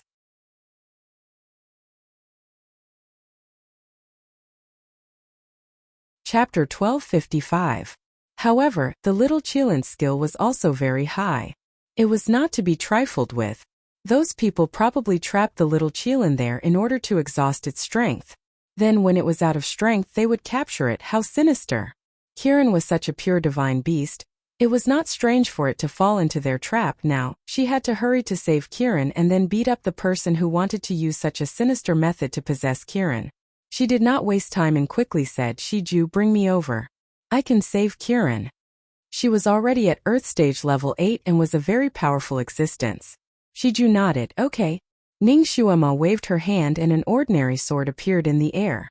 She jumped on it and looked at Shiju, who was slightly surprised. Shiju, come up. Shiju's figure flashed and stood on the green sword. Ningxuama pointed her finger and the sword flashed and rushed to the sky. Shiju looked at the white clouds that were retreating quickly and finally could not help but ask, Shuama, you're already at Earth Stage level 7? Ningxuama smiled. Wrong, it's level 8. Genius, she was really a peerless genius. In 10 years, she had risen from 0 telekinesis to Earth rank level 8. Shiju sighed. Shuama, you're really a peerless genius in Tianxi continent. Tianxi continent had produced countless geniuses, but there had never been a peerless trash who rose all the way to Earth Stage level 8. Some people might not be able to break through to the human stage in their lifetime, but she used less than 10 years to reach Earth Stage level 8. Ningxuama thought of the scene when she had just transmigrated and was chased everywhere to hide. She could not help but chuckle. Shiju, a scholar who has been away for 3 days, must be looked at with new eyes. She had always been proud and modesty was not faded with her. Of course, she was not blindly arrogant, but more of self-confidence. She was like a small shining object that unknowingly attracted people's attention. Shiju had seen many girls over the years, but none of them looked like her. He could not even find one that looked like her. Shiju looked at her back. Although it was a man's back, he seemed to be able to see the graceful figure of a woman. He was somewhat puzzled. Shuama, why did you disguise yourself? Could it be to escape down the mountain? Ning Shuama sighed. Because there's a pervert who has his eyes on me and always wants to capture me. Shiju could not help but ask Shuama these 10 years. Shiju. Shuailan was very good to her. But he was good to her because he imprisoned her in a place like a captive. Therefore, Ning Shuama only felt disgust towards his kindness. She had no other feelings, she said it lightly, but Shiju, who was behind her, suddenly tensed up. Ning Shuama turned around and saw Shiju's angry and worried expression.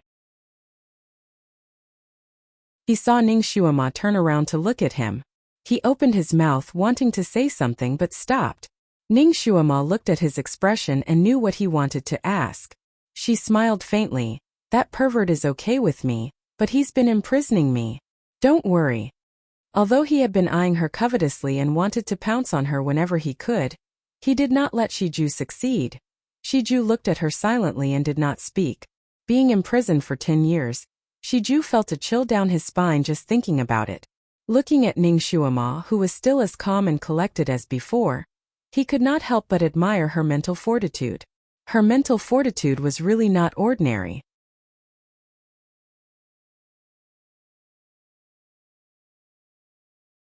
Chapter 1256. Shiju asked, what's his name? If he were to meet him one day, he would definitely think of a way to get rid of him. Ning Shuama glanced at Shiju and sighed. Why are you talking about him? Such a bummer. Come Shiju, since you're done asking me, it's my turn to ask you. Tell me about your experiences in the past 10 years. She understood that Shiju wanted to help her take revenge, but revenge was her own business. Besides, Shiju's psychokinesis was too far from Shuailan's. Compared to Shuailan, it was like throwing an egg at a rock. She couldn't let her friends be in danger because of her. Shiju clenched his fists. He had to work hard to become stronger. Otherwise, he wouldn't even have the ability to protect his sweetheart. He seemed to have thought of something. Shuama, you didn't intend to acknowledge me from the start, right? He seemed cold and indifferent, but his thoughts were extremely meticulous. After thinking about the scenes since he reunited with Ning Shuama, he was keenly aware of this point. Ning Shuama was stunned and pursed her lips slightly. Shuama, I want to hear the truth. Why are you avoiding it? Even if you don't have feelings for me, we're still friends who have gone through life and death, aren't we? Shiju pressed her step by step. He didn't like to beat around the bush, especially when talking to his friends. He preferred to be straightforward. Ning Shuama paused for a moment before deciding to speak the truth. Shiju, you know that I'm a jinx. I'm afraid of implicating you. Although her voice was light, it was as if she didn't care. But after listening carefully, there was still a touch of bitterness and helplessness. She really hated this fate, but she couldn't change it. Even the Almighty couldn't really change her fate. Why did she think of him again? Ning Shuama frowned slightly and directly slapped his shadow into the deepest part of her mind. From now on, she would be free to fly. There was no need for these grudges to hold her wings of freedom. Shiju naturally didn't know that her thoughts had changed. When he heard her say the words jinx, he instinctively objected. What jinx? I don't believe this. That's just nonsense. Ning Shuama took a deep breath. I didn't believe it either, but a few of my friends did meet with misfortune. This was a knot in her heart that she couldn't untie. Shiju scoffed. That's just a coincidence. Even if you don't want to be their friend, they can still do whatever they want. Shuama, have you really been brainwashed by that Han Shanhua? He's a fraud. Ning Shuama couldn't help but laugh. Finally, there was a second person who dared to scold Han Shanyu. What are you laughing at? Am I wrong? Shiju raised his eyebrows. He seemed to have suddenly thought of something. That's right, Shuama. I heard that you were taken in as a concubine by that Han Shanhua. But you didn't get married afterwards? It's rumored that both of you stood up Luhin tea. What's going on? Ming Wang Residence's information network was powerful, so Shiju still knew some top-secret information. Ning Shuama didn't want to talk about Shinjuli with others, so she vaguely said, "We really didn't get married. I made a bet with him and he lost, so he cancelled the engagement between us." Shiju's eyes lit up and he clapped his hands. This engagement is cancelled at the right time. Shuama, with your talent, marrying that fraud as a wife is a waste of your talent, let alone being a concubine. It's a good cancellation.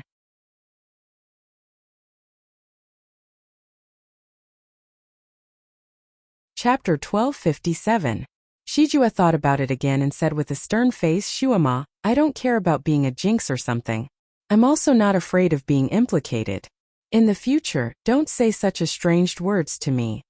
Ning Shuama's heart warmed, and her mood improved.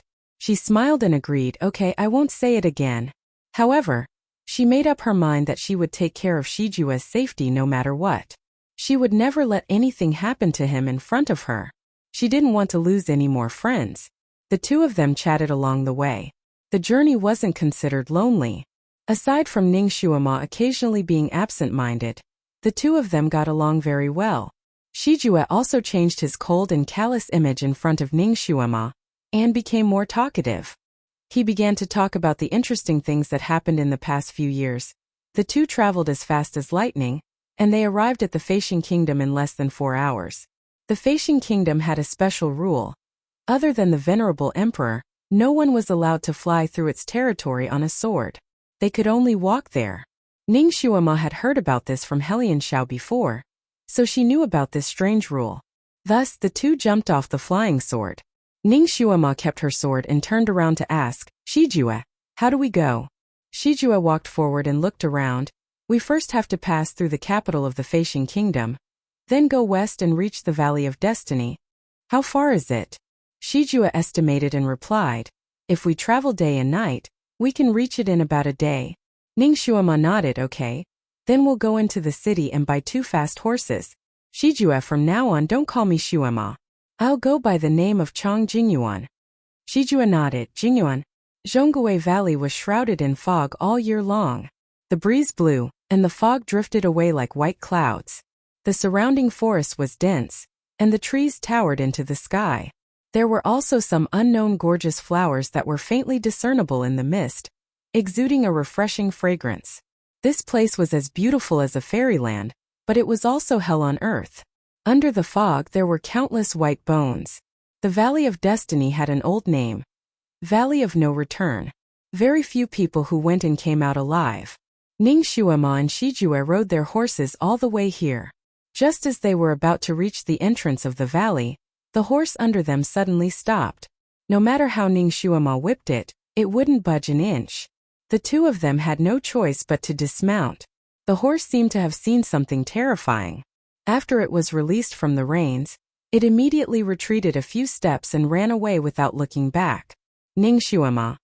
The Valley of Final Return was deep in the mountains. It was surrounded by common trees and wild vines. Because it was in a remote area, it was not easy for people to come here. There wasn't even the slightest trace of a person walking through the entrance of the valley, only the sound of the wind. Chirp. A clear chirp seemed to come from the depths of the valley.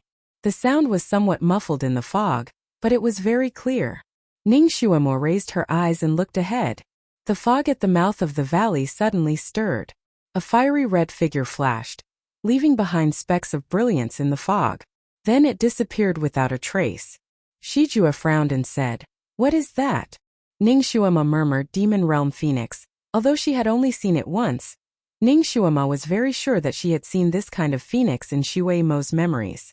Its entire body was fiery red, and its tail feathers were as brilliant as gold.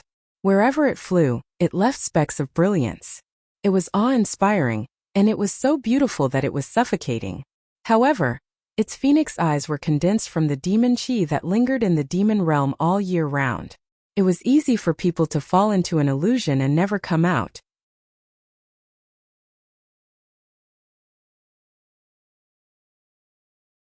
Chapter 1258. Shijue was stunned. These are the phoenixes of the demon world? Jingyuan, how did you know? Ningshuama asked him back. Shijue, you didn't encounter these phoenixes when you came here before? Shijue shook his head. Never. Ningshuama's heart sank, and her uneasiness grew. Why did the phoenixes of the demon world suddenly appear here? Her intuition told her that she should turn around and leave, then hold back her anger for a while and bring Shunjuli here to save Kirin. But she didn't want to rely on that person anymore. That person didn't want her to rely on him either, right? He already had Yunqi by his side. The image of Shunjuli and Yunqi standing side by side flashed in her mind. Her chest felt as if it had been pricked by a sharp needle, and she felt a stifling pain. Damn it. I don't want to think about him anymore. Can't the earth rotate without him? Who can't survive without him in this world? She pushed Shunjuli's image back into the depths of her mind. Suddenly, a clear and long phoenix cry came from the valley. It was ethereal and seemed to come from the horizon, and it even had a trace of sadness. Ningshuama suddenly felt a pain in her heart, and it seemed as if traces of sadness were entangled in her memories. She seemed to be summoned, and her body involuntarily rushed forward. Shijue was stunned. Shuema, be careful. He hurriedly chased after her. However, Ningshuama's figure disappeared into the fog in the blink of an eye. She quickly disappeared and finally disappeared. The fog became thicker and thicker, and the valley entrance, which was very clear just now, disappeared. Shijue almost crashed into a mountain rock that suddenly appeared. He hurriedly took a step back, and when he looked up again, a huge mountain blocked the way. How could he find the valley entrance that was shrouded in fog? Damn it! Shijue was burning with anxiety, but there was nothing he could do. This valley seemed to appear under certain conditions. He had unintentionally gone there before, but after he came out, he couldn't find it no matter how hard he tried. This time he brought Ningshuama here and thought that he would have to search for a few days, but he didn't expect that the valley would open as soon as he arrived. He thought he was lucky, but he didn't expect that Ningshuama would go in and he would be locked out. Fortunately, the things inside weren't too dangerous and he could handle them at the time. With Ningshuama's current martial arts skills and her cautious personality, she shouldn't be in too much danger. Although that was what he thought, Shijue was still worried. His heart was in a mess as he kept looking for the entrance nearby. Ningshuama slowly walked into the valley. She was surrounded by fog, and for a moment, she did not know where to go. Shijue, where did you see Kirin being locked up? Ningshuama asked, but there was no movement around her. Her heart sank as she looked around. Where was Shiju? She was the only one in the fog. Shijue? Shijue? Ningshuama called out a few more times. Her voice was somewhat muffled in the fog, but it still traveled far. Of course, she didn't hear any reply from Shiju. Did something happen to him? That's impossible, right? His martial arts weren't low either. Even if he encountered a big monster, even if he wasn't its opponent, it was impossible for him to be defeated without making a sound. Ningshuama thought for a moment, then simply turned around and walked back. She had a strong sense of direction, and she had just entered the valley not long ago, so she easily returned to the original valley entrance. Then she was stunned. The valley entrance was gone, and in its place was a peak that pierced the clouds.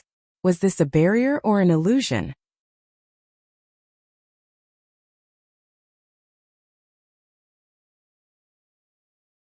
Chapter 1259. Ningshuama raised her hand and shot out a ray of fire, hitting a rock on the peak. Stone chips flew everywhere and sparks flew everywhere. This peak was real and not an illusion. Ningshuama was, after all, experienced and knowledgeable.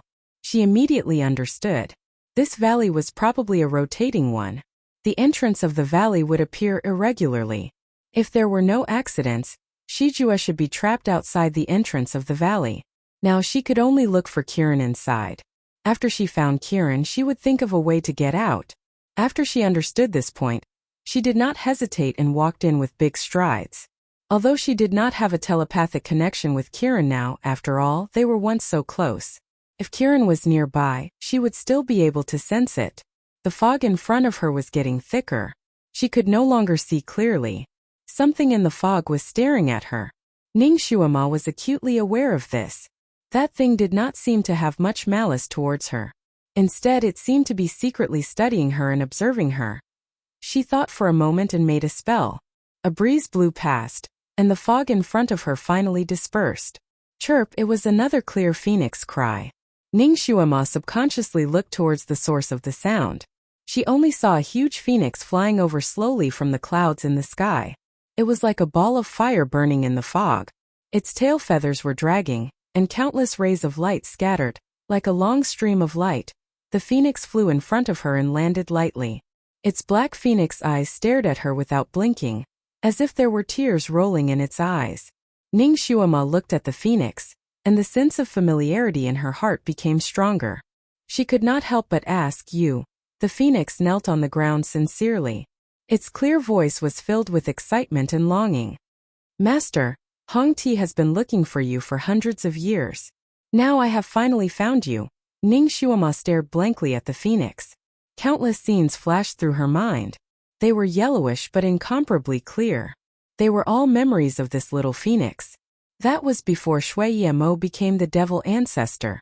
She rescued the little phoenix from the purgatory, named it Hong Ti, and kept it by her side as a pet. It accompanied her on the battlefield, accompanied her in the ice-cold devil palace, and spent every night with her. That year, Shui Yemo was seriously injured by Shui Yemo. Hong Ti blocked a fatal blow for her, allowing her to escape. Then she met Shinjuli. The final scene was Hong Ti's death. It turned into flames and smashed towards Shui Yemo recently.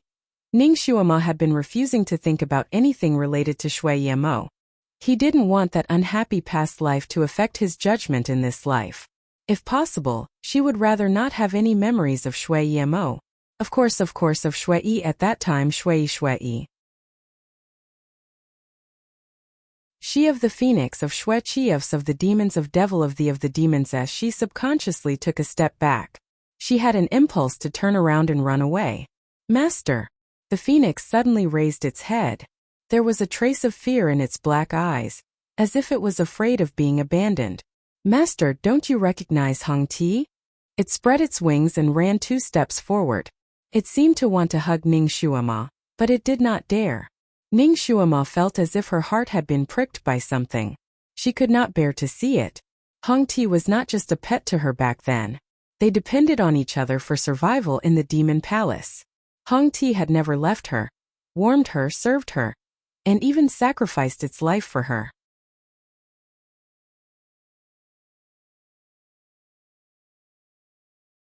Chapter 1260. Whether it was in her previous life or this life, Hong Ti was still Hong Ti. It would be unreasonable for her to not recognize her. She didn't need to run away. She took a deep breath and patted Hong Ti's phoenix crown. She smiled and said, "Hong Ti, it's great that you're still alive. I like it very much." Hong Ti's eyes suddenly lit up. She flapped her wings and with a clear cry, her figure changed rapidly in the light and finally turned into a human form. Her human form was like a 5 or 6-year-old child. She wore a red dress and had a chubby little face. Her black eyes were filled with tears. She opened her arms and threw herself into Ningxuama's arms. She sobbed and said, "Master, master. Hong Ti missed you so much." Ningxuama. Hong Ti had always been in her phoenix form when she was alive. She had never changed into a human form. She didn't expect that she would change into a human form this time. And so cute. Ningxuama lowered her eyes and hugged her. She looked into her eyes and said, "Hong Ti, look at me." Hong Ti opened her eyes wide and looked at her seriously. "Master? Hong Ti, look at me. Am I still the same person?" Hong Ti blinked and paused for a moment. "Master, you're a real person now. What's going on?"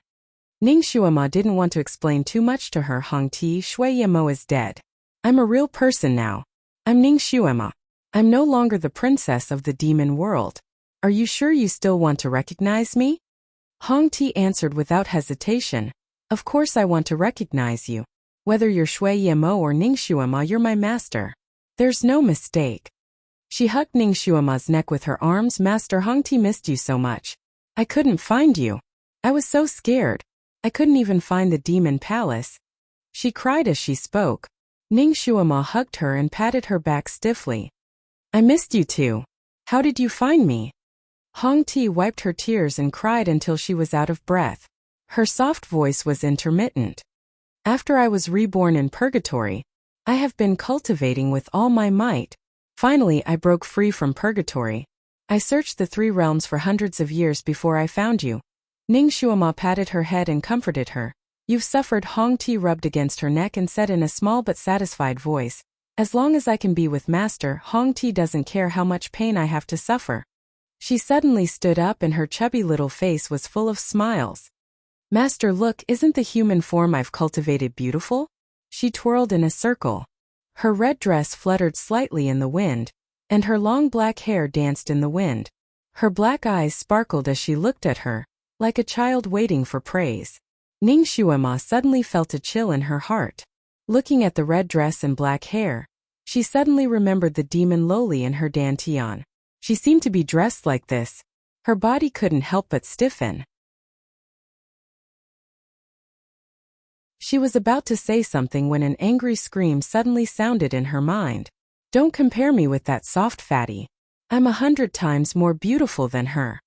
So it wasn't her. Ning Shuama was relieved. Looking at the baby fat little Hong Ti in front of her, she couldn't help but chuckle. She really looked like a round red grape, but very cute. So she touched Hong Ti's head and said with a smile, very cute. Hong Ti rubbed against her palm in satisfaction. Ning Shuama looked at the little phoenix under her hand, and an idea flashed in her mind.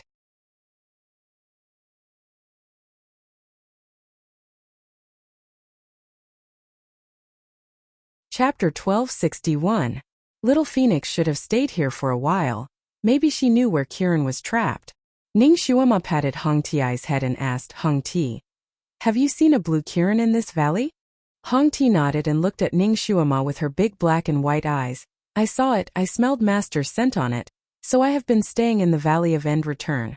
Master, what is your relationship with it? Is it your new spiritual pet? There seemed to be a trace of grievance in her voice. She had asked the Kiran, but the Kiran refused to tell her. Ning Shuama nodded and continued to ask, where is it? Take me to find it. Hong Ti nodded and replied, yes, Master. Looking at Ning Shuama, she hesitated for a long time, and then carefully asked, Master, are you on good terms with it? Do you like it very much? Ning Shuama had a bit of a headache. A pet in her previous life was jealous of a pet in this life. How could she mediate this? She nodded, it is not only my spiritual pet, but also my friend, so Hong Ti, I have to save it. Hong Ti's small head drooped down. The light in her eyes dimmed quite a bit, but she did her best to force out a smile. She put on a happy expression for Ning Shuama and said in a low voice, Master has a new pet in this life. As long as Master is happy. Her voice was getting smaller and smaller, and then she suddenly raised her head and looked at Ning Shuama. Master has someone to take care of you when I am not here. Hong Ti is very happy.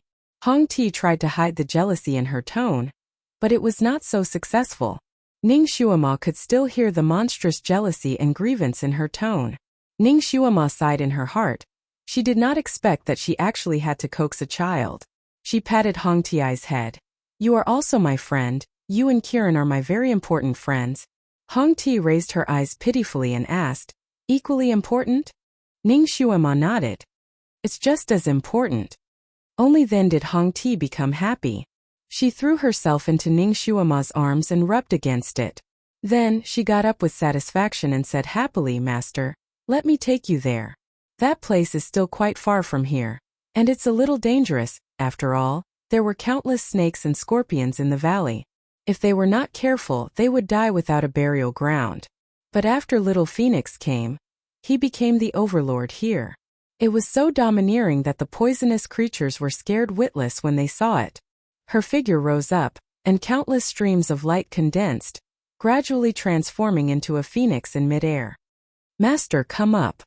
Ning Shuama jumped and rode on the phoenix's back. She grabbed its feathers and said, let's go. The little phoenix let out a long phoenix cry, spread its wings and flew forward. Ning Shuama sat on the phoenix's back and faintly saw that where little phoenix passed by, countless black things below scattered to both sides like a tide, just like Moses parting the sea. She suddenly thought of something, and the hand holding little phoenix's feathers slightly tightened. She asked Hong Ti, did you see the person who was with me just now? Little Phoenix nodded. Countless streams of light scattered, and a clear voice sounded. Are you referring to the man in black? In order to be alone with Master, I trapped him outside the valley. He can't come in. Ningxuema. This was a very possessive little phoenix. She was wondering why she didn't see Shijua come in. It turned out that he was trapped outside the valley by Little Phoenix.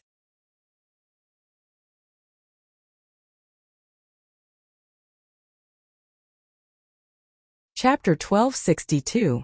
It was safer outside the valley, and Shijua should be fine. After a while, the little phoenix spread its wings and glided toward a cave. While flying, it said, Master, that Qilin is inside. The cave was fiery red. After the little phoenix flew for a while, Ningxuema saw Qilin on a big rock in front of her. It was sleeping on top of it with its tail drooping. The little phoenix stopped not far from Qilin and shouted, Dead Qilin, wake up, dead Qilin. Qilin raised its eyelids and looked at the huge phoenix in front of it. It turned its body and used its butt to face her. Its tail waved in the air and hit the enchantment barrier, but it bounced back. It said impatiently, Why are you here again? I tell you, don't think you can get any information about my master from me. This mythological beast will not betray my master even if I die. Get out of here. The little phoenix was very angry. It was about to spit out fire to burn Qilin's, but when it suddenly paused, its black eyes turned and it said with a smile, Master, listen, this dead Qilin would rather become a dead Qilin than to be saved by us. Let's go. At the same time, a clear and familiar voice sounded with a slight smile, Little Apple. Qilin suddenly turned its head and almost broke its neck, but it didn't care at all. Its eyes were like a pair of copper bells as it anxiously looked around. It seemed to have heard its master's voice. Finally, it saw Ningxuema smiling on the back of the huge phoenix. It was pleasantly surprised and rushed over. Its whole Qilin face was stuck on the enchantment barrier. It was squeezed out of shape by the barrier. It excitedly said, Master. Master. I finally found you. Little Apple is not dreaming, right? Stupid Qilin, she found it first, right? Ningxuema jumped down and touched the enchantment barrier. It was very elastic. She frowned, Little Apple, do you know who trapped you here? Little Apple shook its big head and looked a little angry. I don't know. I was hit by a stick and fainted. When I woke up, I was trapped here.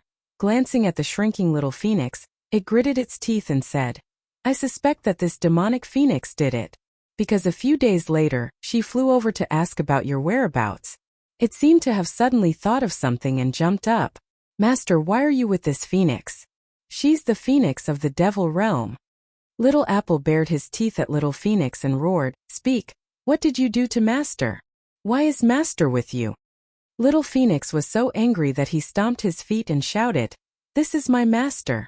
Mine. Of course she's with me. You were beaten up by someone, but you didn't even know who the other party was. You were foolishly trapped here. If it wasn't for me feeding you, you would have become a dead Qilin. How dare you accuse me? You heartless and brainless Qilin. Little Apple was furious. How did I become your master? I knew that a fat phoenix like you coveted my master. But no matter how much you covet him, he is still my master. Mine. Master gave me a name. Did he give you a name? Do you even have a name? You actually want to pretend to be Master's pet? I'm Master's pet. He dotes on me the most. Ningxuema. Where did Little Apple learn these words? Little Phoenix raised its phoenix eyes proudly and said arrogantly, Of course Master gave me a name. This phoenix is called Hung Ti. What an elegant and noble name. I'm Master's favorite pet.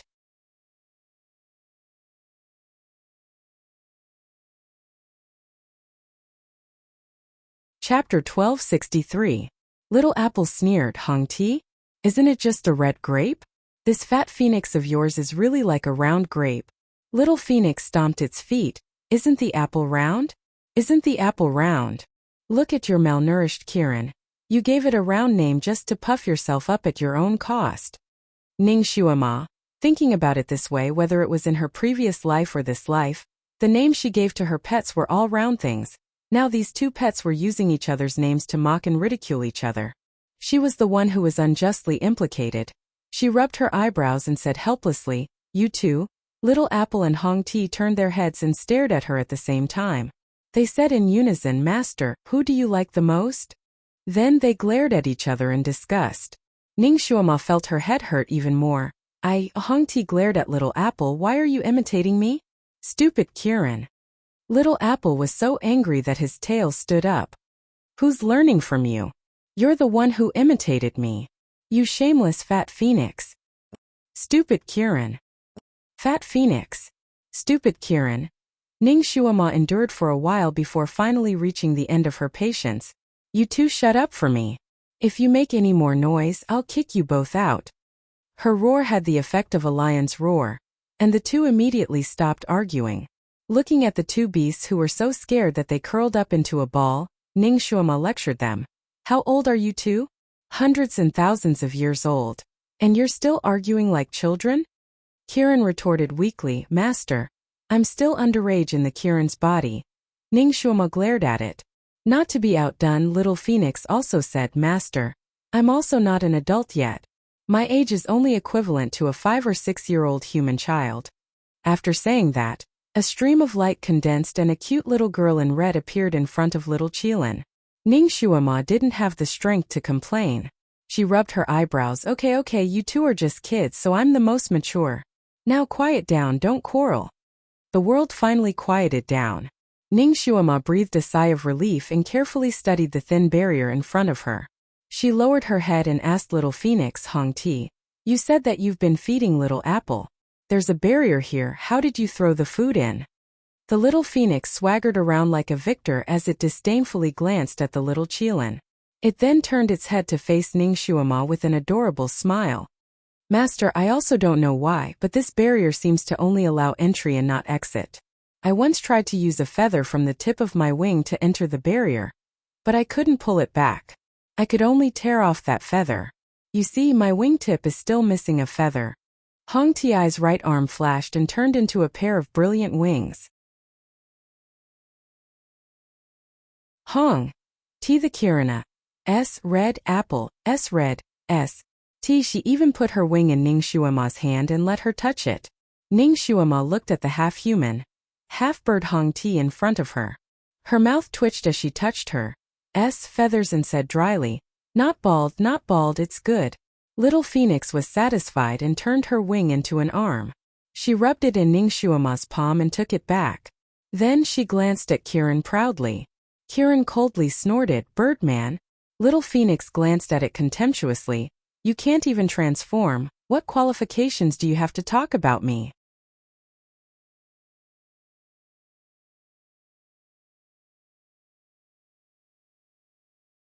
Chapter 1264. When Ning Shuama saw that they were about to quarrel again, she felt a headache coming on. Just as she was about to say something, Kirin's body suddenly flashed and disappeared in an instant. Instead, a boy wearing a blue robe sat on the ground. His arms were like lotus roots, his face was tender and white, and his big round eyes were like black grapes.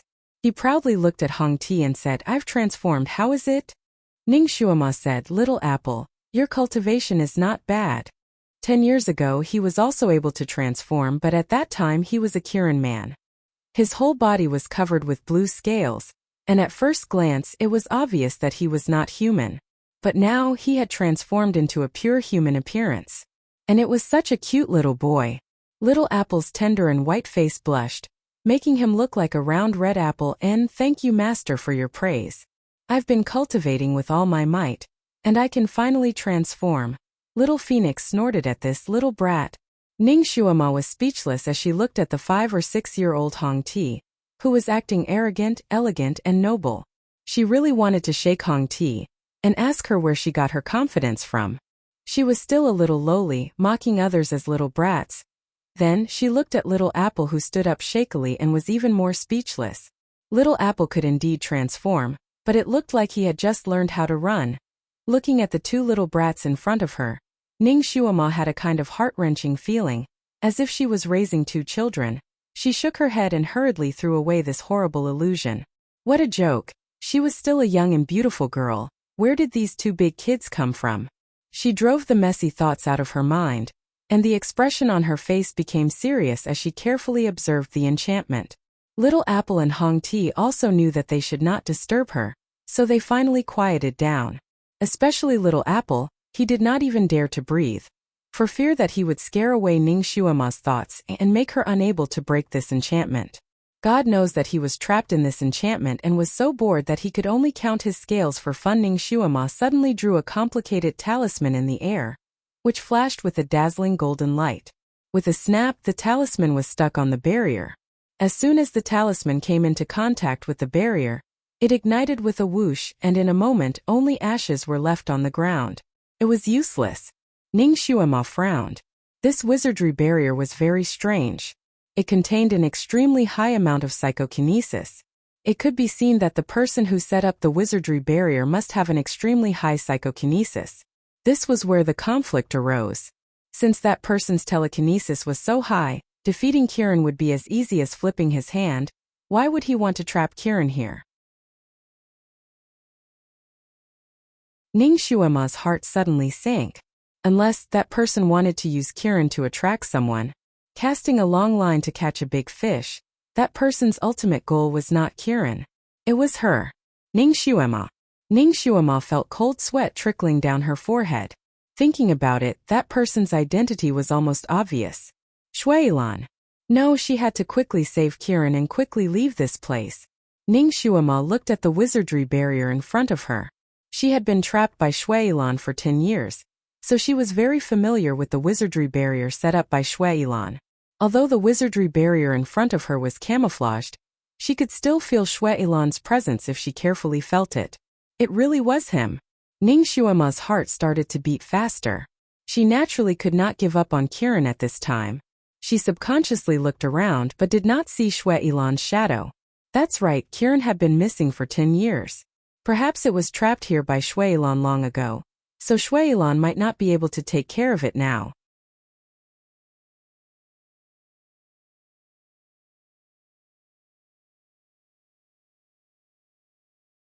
Chapter 1265. She quickly looked at the wizardry barrier and found that it wasn't too difficult to break.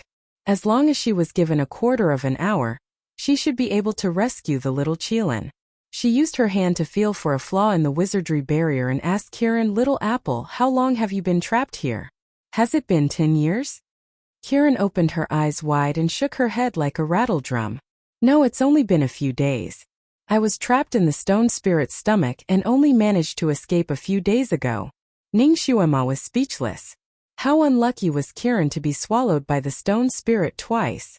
Wait, a few days ago? Wasn't that after the Almighty rescued her?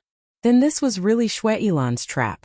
Oh no, with Shuailan's perverted personality, he was probably hiding nearby. Perhaps he was watching her from a dark corner. This speculation made Ning Xuema's hair stand on end. She felt as if she was being stared at by a poisonous snake, which made her extremely uncomfortable. Just as she was pondering whether she should give up first and turn back to pull the great god over to save the little Qilin, a gust of wind suddenly blew from behind her. There seemed to be a faintly discernible fragrance in the air. Inside the enchantment, Little Apple's vision turned black and she fell to the ground with a plop. Ning Xuema's expression changed. She was about to turn around when a fair hand reached out from nowhere and gently covered Ning Xuema's eyes. He whispered in her ear, "Momo, I caught you, Shuailan." Ning Xuema was extremely sad because she didn't check the almanac before leaving the house. Her body stiffened for a moment, and she raised her hand to remove his hand from her eyes. Not bad. Shuailan's hand was easily pried open by her. Her figure shook as she retreated a few steps like moving clouds and flowing water. She then turned around to face him. "Sire, you've mistaken me for someone else." She was still in disguise and had the standard appearance of a man. Perhaps Shuailan was just tricking her. Shuailan stood there with his arms crossed. The heavenly wind caused his red robe to flutter in the wind. His gaze fell on Ning Xuema's face, circling back and forth as if he wanted to see a flower on her face. Ning Xuema tried her best to remain calm and looked up at him. Her expression didn't reveal anything. Shuailan's beautiful eyebrows raised and he smiled faintly. "You're really not Momo?" "Of course not." Ning Xuema denied it. The moment she saw Shuailan, even her voice became rough. It was a standard male voice, which was as different as heaven and earth from her original voice. Oh, if you're not Momo, then why did you save this Kirin? Shuilan's eyes flashed slightly. Kirins are ancient mythical beasts. Who doesn't want them? This humble one wants to save it and subdue it as a pet. However, if this Qilin belongs to your excellency, then a gentleman will not snatch what others like. This humble one will not fight with your excellency over it. Goodbye. Ning Shuama finished her speech and took advantage of the situation to turn around and leave. It wasn't that she wasn't loyal enough, but with her current strength, she wasn't a match for this bastard. She could only take a step back. As long as she could escape now, it would be the same as finding a way to call for reinforcements to save the little Qilin. She had just taken a few steps when a red shadow flashed in front of her eyes. A figure suddenly appeared in front of her. Fortunately, Ning Shuama was secretly on guard. Otherwise, she would have directly bumped into the other party's chest.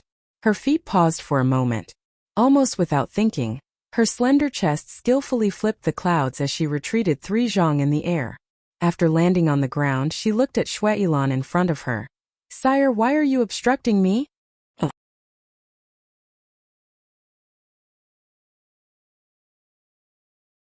Chapter 1266.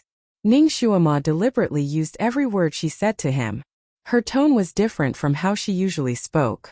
Shuilan smiled gently. Since you're not Momo, but you found Kirin's whereabouts, how can I let you go?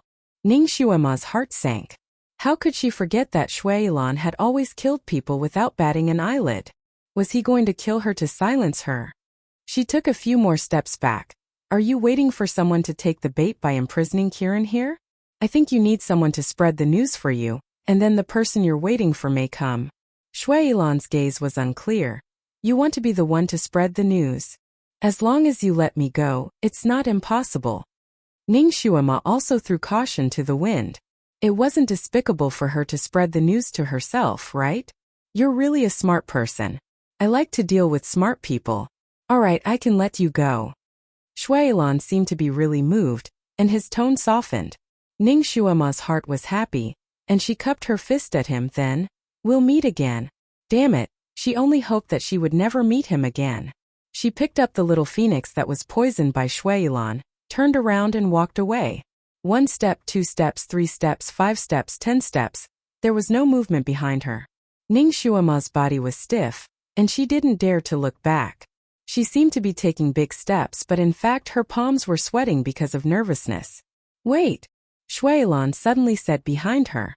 Ning Shuama. What was this bastard up to now? She could only look back.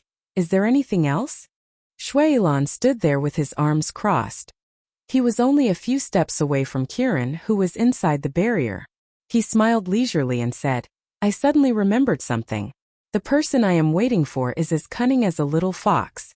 She might not believe you if you tell her empty words. Taking 10,000 steps back, even if she believed him, she would definitely bring powerful reinforcements. That would not be good. That's why we need something to intimidate her. Ning Shuama's heart suddenly sank. She could vaguely guess Shuilan's next move. Her expression changed slightly. What do you mean? Shuilan smiled again. He had always loved to smile, and his smile was like a harmless and elegant young master. It's very simple. I can cut something from this little Qilin's body and let you bring it to that person. Then tell her to come in person. Don't bring anyone otherwise. Ning Shuama was disgusted by his heat. What do you want to cut from it? Shuilan looked at Ning Shuama and then at Kirin, who was lying there. He then discussed with her. I'm afraid you can't carry it if I cut off too much. How about cutting off one of its hooves? This hoof is only a few dozen kilograms. It shouldn't be too difficult for you to carry it. After he finished speaking, he raised his hand and broke the barrier. Then, he took out a sharp knife from who knows where and measured it against the little Qilin's body. Tell me, should I cut off its front hooves? Or its back hoof? Which hoof is more convenient to carry? Ning Shuama. She really thought that cutting off his hand would be more convenient to carry. This bastard must have seen through her and was just teasing her now. On the Tianyin Peak, the original format of the main hall and the side hall had changed. There was now a small two-story building in the northwest direction. Its scale was similar to the side hall that Ning Xuema lived in. However, its style and layout were not the same as the main hall. It looked a little lonely.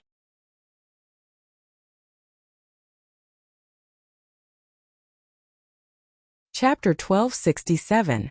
Yunqi was living in this newly built building. This time she moved in openly because she was injured. She was seriously injured. One of her arms had been crippled. It had been torn off by a ferocious monster. Fortunately, Shunjuli had acted in time and snatched her arm back from the monster's mouth. He had also used a spell to reattach it. Otherwise, she would have become a one-armed fairy. Although her arm had been reattached, the tendons and meridians inside had not been completely reconnected. Shunjuli had still needed to use a secret technique to nurse her health and unblock her meridians. Only then would there be hope for her arm to be reattached and return to normal. Shunjuli had done his best to heal her this time. After all, she had gotten injured because of him. She had even sacrificed her tracking bird and 2 precious silver canary sparrows for Shunjuli's mission. Although she had often come to Tianyin Peak, Shunjuli had never allowed her to stay overnight. No matter how late it was, he would always send her off. This was the only time she could finally stay. When Shunjuli had brought her back to Tianyin Peak, she had actually taken a fancy to the side hall where Ning Xuema had stayed. Anyway, Ning Xuema had run away with Shijue.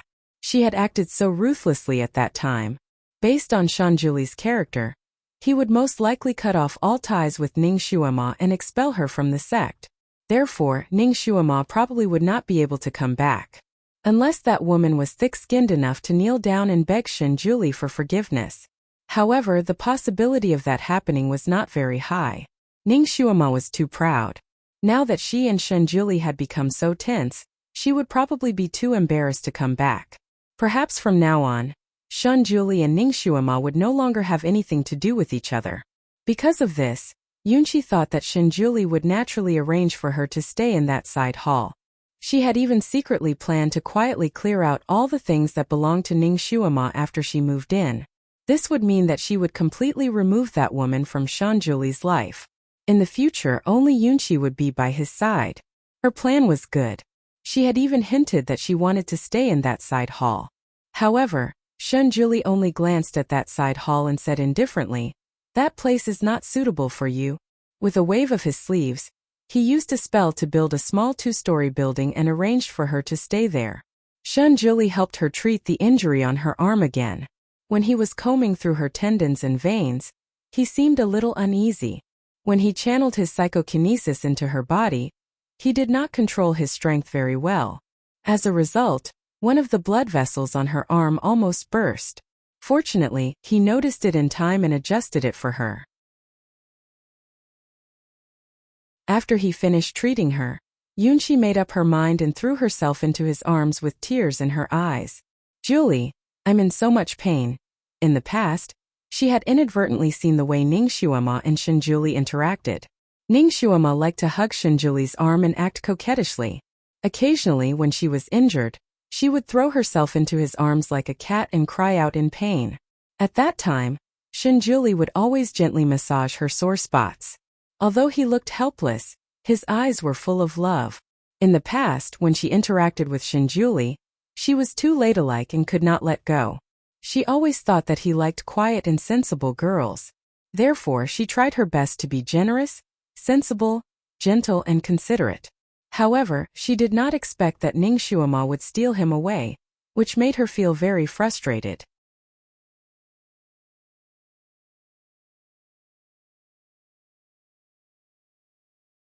Chapter 1268.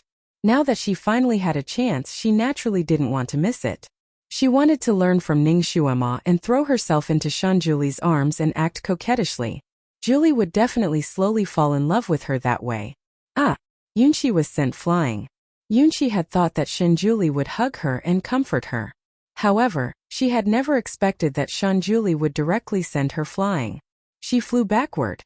Just as she was about to hit the ground, Shunjuli flicked his sleeve and tossed Yunqi into a chair. "Julie." Yunqi really wanted to cry this time. She looked at Shunjuli with tears in her eyes, her expression full of grievance. Such a charming beauty was crying like a pear blossom in the rain. If it had been anyone else, they would have felt sympathy and wanted to hug her and comfort her. However, Shunjuli only glanced at her indifferently and frowned slightly. His voice was like flowing water as he said, "Have a good rest." Without looking at her again, he fluttered away. Yunxi was speechless.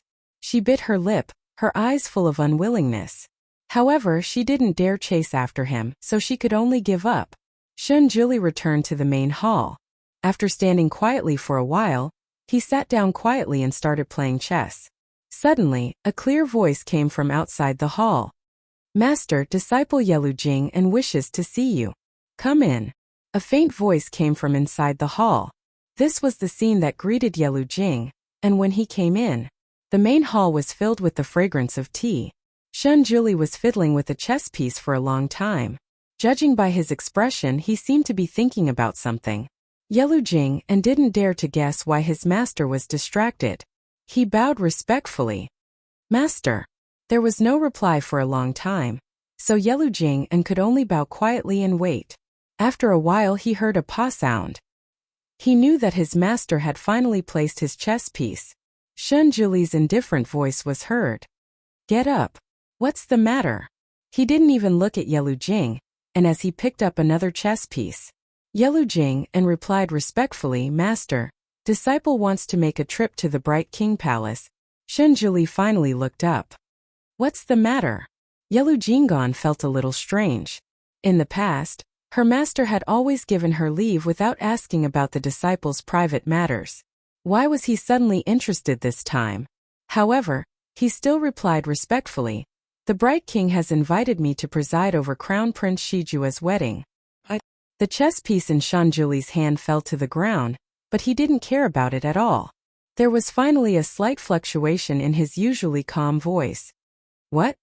Yelujing and looked at the fallen chess piece and his heart skipped a beat. He lifted his eyes slightly and quietly repeated, "The Bright King has invited me to preside over Crown Prince Shijua's wedding." After thinking for a while, he added, "If master doesn't agree, this disciple will properly refuse." After a while, Yelujing and heard Shunjuli's voice. "Go." Yelujing and respectfully withdrew. Shunjuli subconsciously wanted to continue playing chess. He picked up a chess piece and was about to place it down when he suddenly realized that the chess piece he had accidentally placed was blocking his life gate. "Shunjuli." He sat there quietly, motionless. After a while, Shunjuli waved his sleeves and countless chess pieces fell to the ground. He didn't even look at the chess pieces. In a flash, he transformed into a ray of white light and flew out. The Bright King Palace. Everywhere was a joyous red. The dragon, phoenix, and red candles burned high in the hall. It was extremely festive.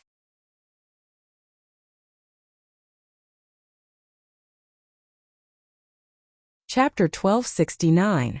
A beautiful young lady dressed in purple turned around and clapped her hands. She had a confident smile on her face as she said, "Let's go. Come with me to catch the groom." Outside the valley, Shijua couldn't tell the direction in the thick fog. After an unknown amount of time, a breeze blew and the fog gradually thinned and dissipated. Shijua rose and flew towards the entrance of the valley. Before he could fly inside, a red light flashed in front of him and he was bounced back. Shijua flipped over and stood firmly on the ground. He looked at the faintly discernible red barrier in front of him and his heart sank. There wasn't a barrier here before. He tried to break the barrier but couldn't. Blue light condensed in his hand and he planned to break the barrier with brute force. Suddenly, his waist tightened and he flew back uncontrollably. His long eyebrows slightly wrinkled. With a flip of his hand, a sword appeared in his hand and he directly slashed at the thing that was entangled with him. "Little brother, if you don't want your sword to be damaged, then stop." A lazy voice sounded. "Sister?" Shijua's body stiffened and he looked at the whip at his waist. It was indeed his sister's soul-entangling whip. In such a short time, Shijua had already flown in front of Mingwan. The whip loosened and Shijua subconsciously wanted to run. However, Mingwan's hand was faster. She pointed at a certain acupuncture point on his body, and Shijua's entire body stiffened. Shijua frowned and coldly asked, "Sister, what are you doing?" Mingwan glanced at him and patted his head with a smile. She simply said, "Sister has chosen a good marriage for you. Now I'm going to tie you up and bring you back to get married." What? The anger in Shijua's eyes almost materialized. "I don't agree. The only one I want to marry is Shuema. I definitely won't marry anyone else." "Unfortunately, Ning Shuema isn't someone you can covet, little brother. If Shuilan and the ancestor were to stand there, her little brother wouldn't be able to stand in line." Mingwan felt a headache and simply didn't explain. She waved her hand and domineeringly said, "Objection overruled. Men, bring the crown prince back." Shiju roared, "Even if you bring me back, I won't cooperate with the marriage. If you don't want to embarrass the Bright King Manor, then let me go." Mingwan looked at her worrisome brother who was yelling at her. She gritted her teeth and suddenly revealed a sly smile. "Little brother, if you didn't mention it, I would have forgotten." Shijua looked at his sister's smile and suddenly had a bad feeling. Subconsciously, he wanted to retreat, but his body was frozen in place, unable to move. Mingwan's hand was as fast as lightning as she lightly tapped his body. Shiju felt the corners of his mouth rise uncontrollably as he smiled happily. Mingwan smiled and said, "Little brother, marriage is such a joyous occasion. Do it well." "Good. Laugh." Shiju. The Bright King's Crown Prince's wedding was undoubtedly grand and extravagant. There were many guests and firecrackers in the hall. Countless young girls who adored the Crown Prince felt their hearts shatter. Looking at this dreamlike wedding, countless young girls were green with envy. She wondered which family's daughter was so lucky to be able to marry the handsome and powerful Crown Prince of the Bright King Manor. Shiju was also very curious about this.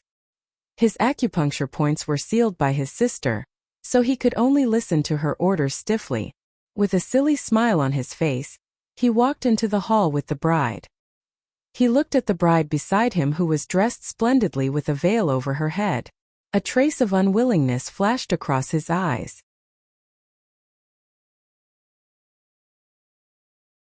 Chapter 1270. The only person he wanted to marry was Ning Shuema. But now he was being forced to marry a woman he had never met before.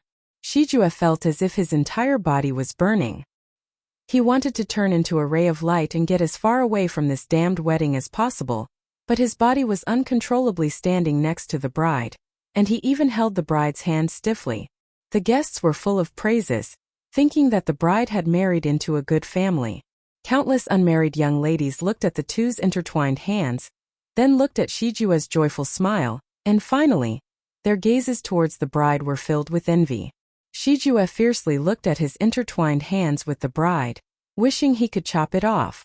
Mingwan sat at the top of the great hall. She was graceful and had a graceful smile on her face. However, there was a hint of warning in her eyes when she looked at him. Yelu Jing An's calm voice had a hint of a smile as she followed the steps and calmly presided over the wedding. "First, bow to heaven and earth." Yelu Jing An's voice sounded. Shijua's body involuntarily bowed, his heart almost sinking into the water, and his gaze towards Mingwan was filled with unwillingness and anger. Mingwan sighed inwardly, but maintained a faint smile on her face all along. "Second, bow to your parents."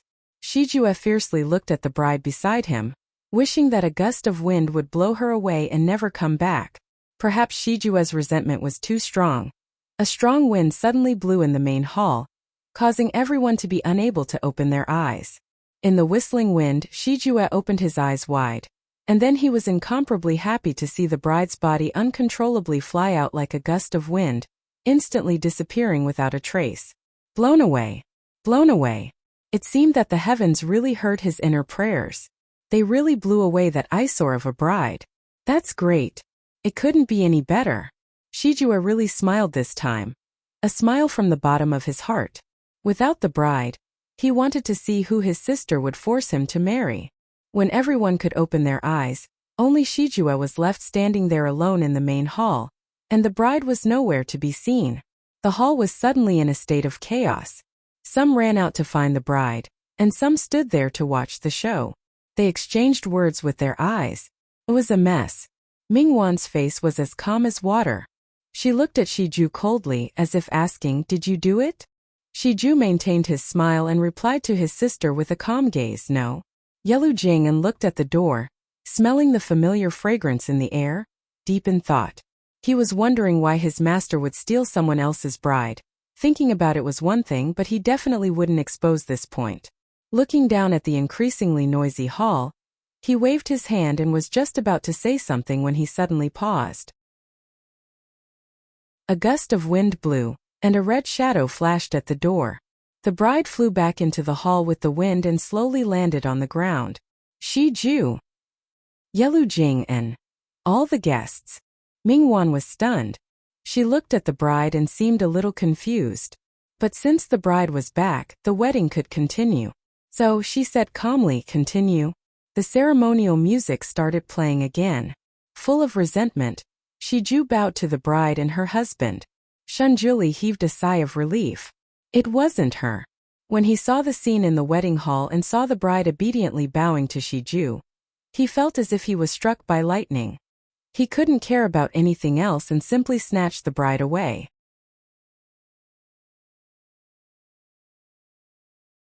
Chapter 1271. But when he hugged her, he felt that something was wrong.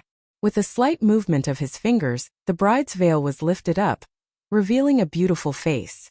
That face was full of panic, but it was unfamiliar. He threw her away reflexively. He was invisible the whole time, so the bride did not see him. Just as the bride was about to land on the ground, Shunjuli seemed to have thought of something. He waved his sleeves and a gust of wind blew the bride back. In his impression, that girl had always been particular about being together for a lifetime. If Shijue had already married someone else, she would definitely not marry Shijue, right? He had finally cut off this rotten peach blossom. The ancestor's little abacus was very good. But if Shijue was married to someone else, then where was Ningxuema? Didn't she leave with Shijue at that time? Could it be that she said those words to anger him? She did not really like Shijue.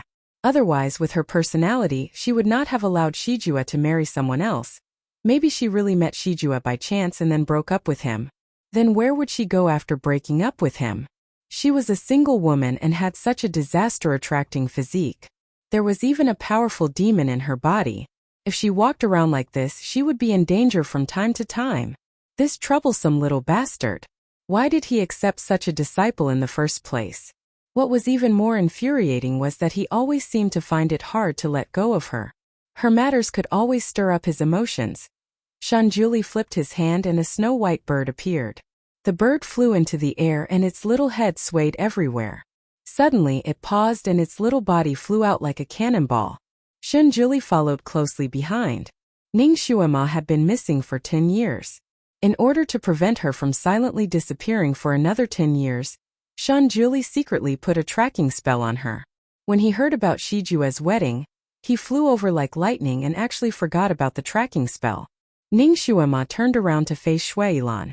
"Shuilan, you're really haunting me." She said this with her original voice, which was very clear and pleasant to the ear. Shuilan smiled. "Momo, you finally know that you can't escape from me, nor can you hide from me. For you, I can do anything." He looked extremely satisfied. His fingers waved around as if he was pointing at the mountains. "Momo, do you like the name of this place? I specifically chose this place, Zhongui Valley. You will be returned to my side in the end. Because you will be mine for all eternity." Pervert. He couldn't stop taking the medicine. Ningxuema simply wanted to give him a bowl of medicine to wake him up.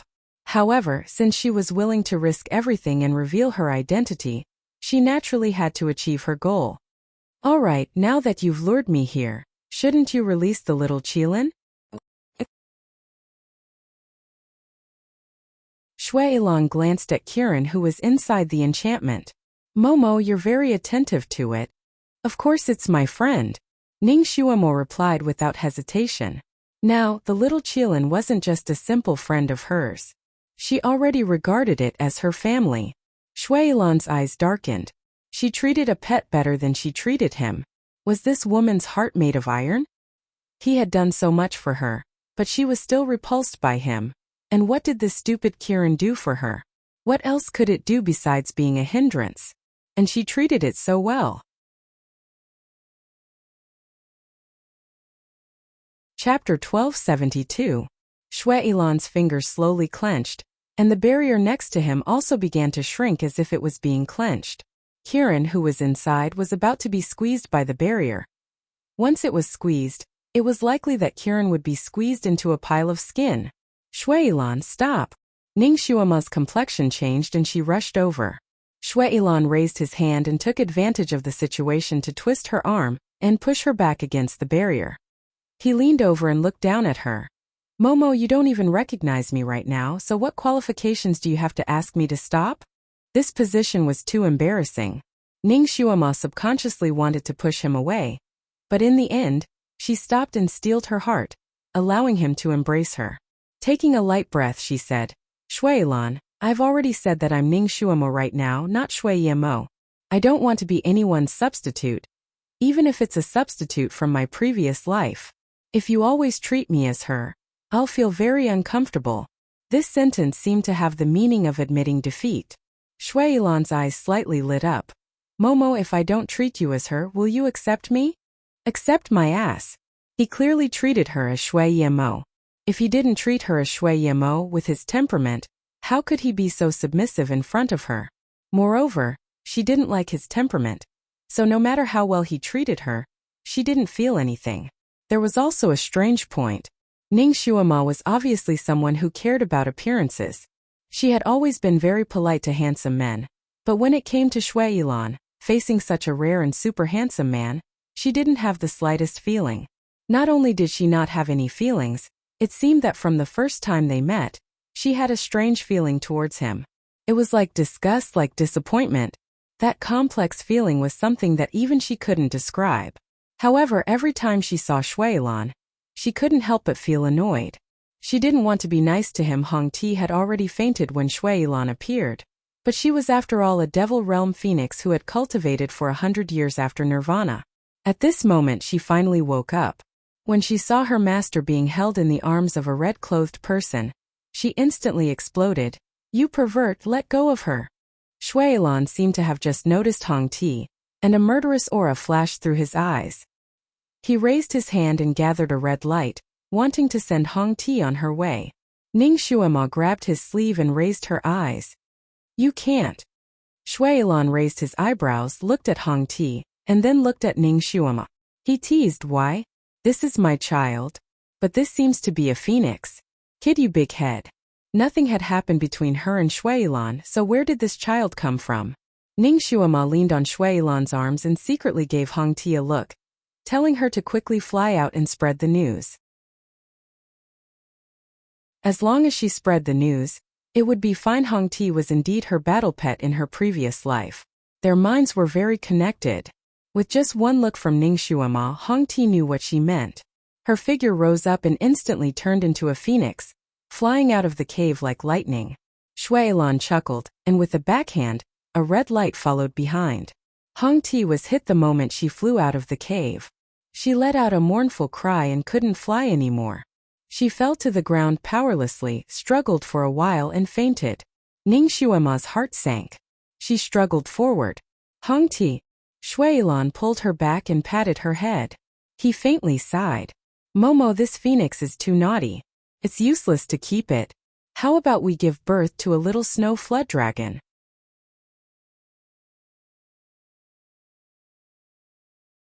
Chapter 1273. Ning Xuema secretly rolled her eyes in his arms. Who wants to have a snow dragon with him? She doesn't care about that. The snow shark king that she met in the ice field popped up in her mind. That giant head, that ferocious face, those dense fangs. Then she looked at Shui Ilan again. Her body stiffened, and all the amazement disappeared. No matter how beautiful he was in his human form, his original body was so ugly. It was really disillusioning, okay? Momo, what are you thinking about?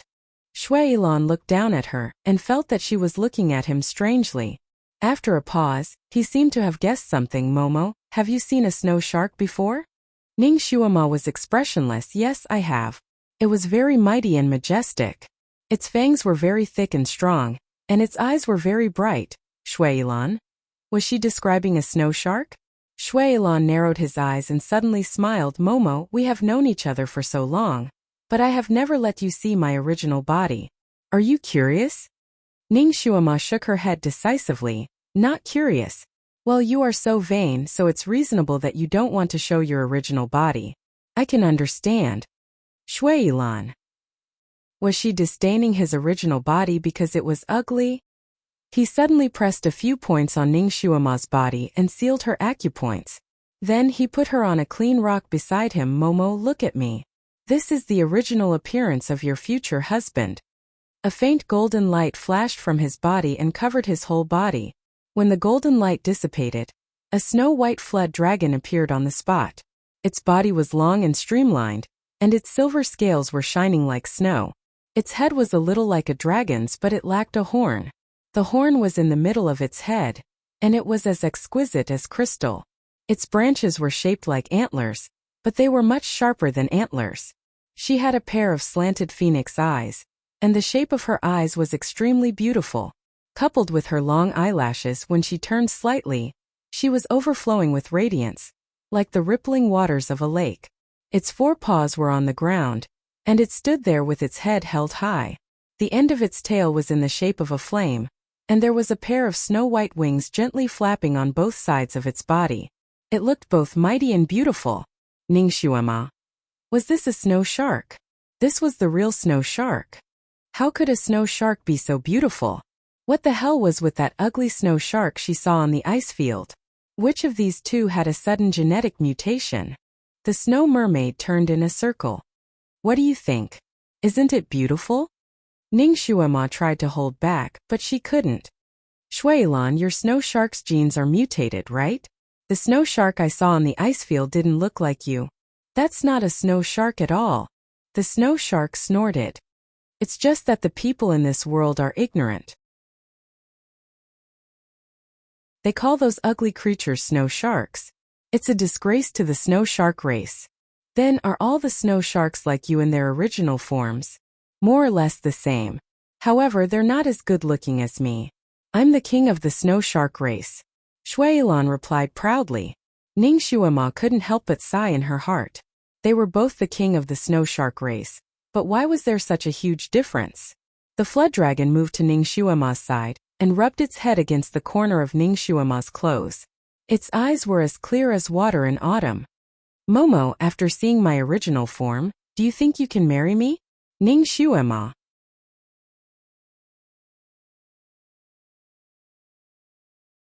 Chapter 1274. Ning Shuama was speechless.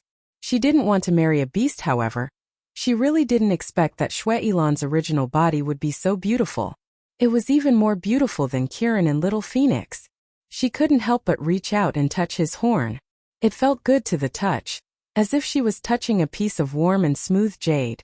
Ning Shuama couldn't help but touch it a few more times. Ning Shuama suddenly noticed that the snow shark's tail was excitedly swinging back and forth like a banana leaf fan. Ning Shuama was speechless. Ning Shuama liked pets, especially round and cute pets. Shuilan's original body occupied 2 of them, which made Ning Shuama feel a little conflicted. She actually really didn't want to be enemies with such a beautiful creature. A golden light flashed from the flood dragon's body, and it transformed into Shuilan, who was wearing a fiery red robe. He stooped down and carried Ning Shuama in his arms. While he was at it, he opened her acupoints and said, Momo, look. You are the 9-tailed divine fox, and I am the mighty snow shark. We should be a match made in heaven. We should be together. As for Shanjuli, he's just a god.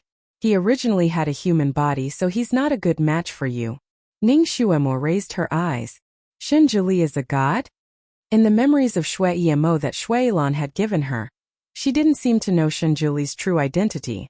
Shuilan's eyes turned cold. Yes. He's the only god left in the ancient times, the only god alive in this world. Ning Shuama was speechless. So Shanjuli had such a high status.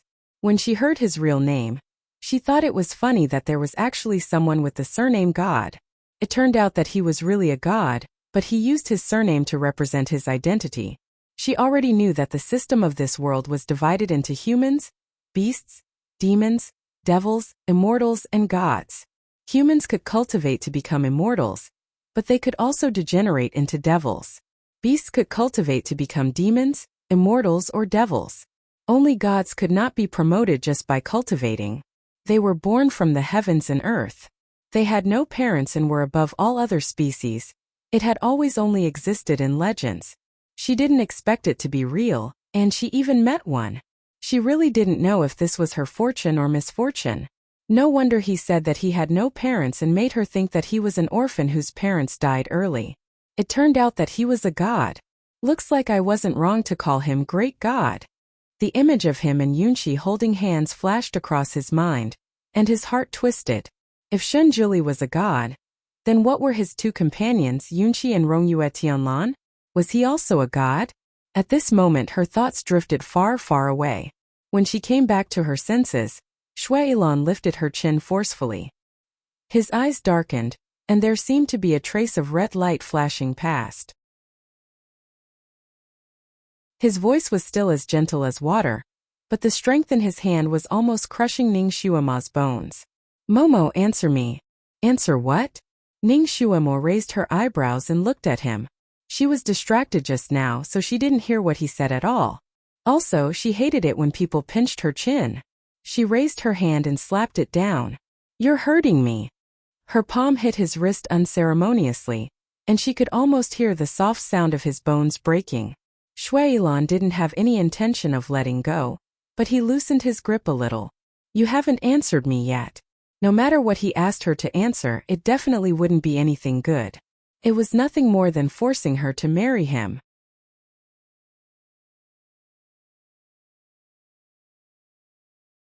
Chapter 1275. Whatever he wanted her to answer, it was definitely nothing good. It was nothing more than forcing her to marry him. Ning Xuema smiled faintly. Little Lan Shan, you've only reincarnated once, and you've already learned to force me like this?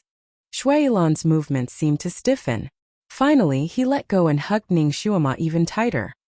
He put his chin on her neck and whispered, Momo, I just missed you. How much of your memories have you recovered? Momo, I don't think you should treat me like this. Ning Xuema faintly sighed and didn't say anything. Some of the memories that Shuailan had instilled in her, she felt as if she had personally experienced them.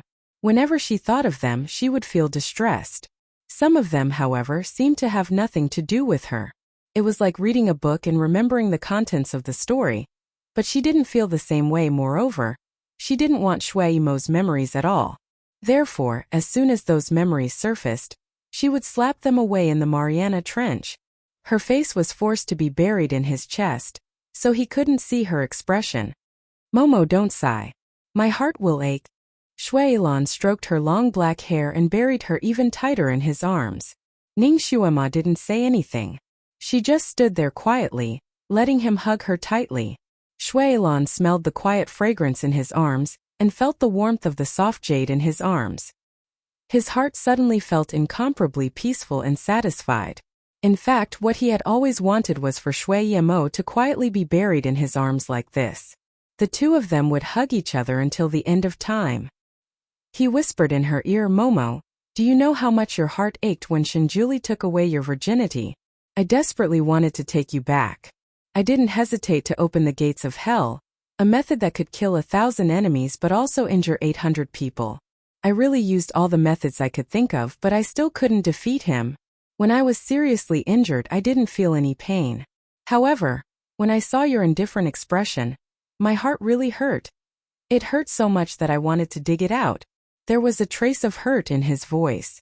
Ning Xuema's heart sank as she listened to his words. Shuailan was indeed sincere to her, and she was also very moved, but if he didn't love her, it was useless for him to force it. She might have loved him in her previous life, but in this life she really had no feelings for him. She had once felt apologetic towards him, but after being imprisoned by him for 10 years, this apologetic feeling had vanished into thin air. His love was too crazy. She couldn't afford it, nor did she want it.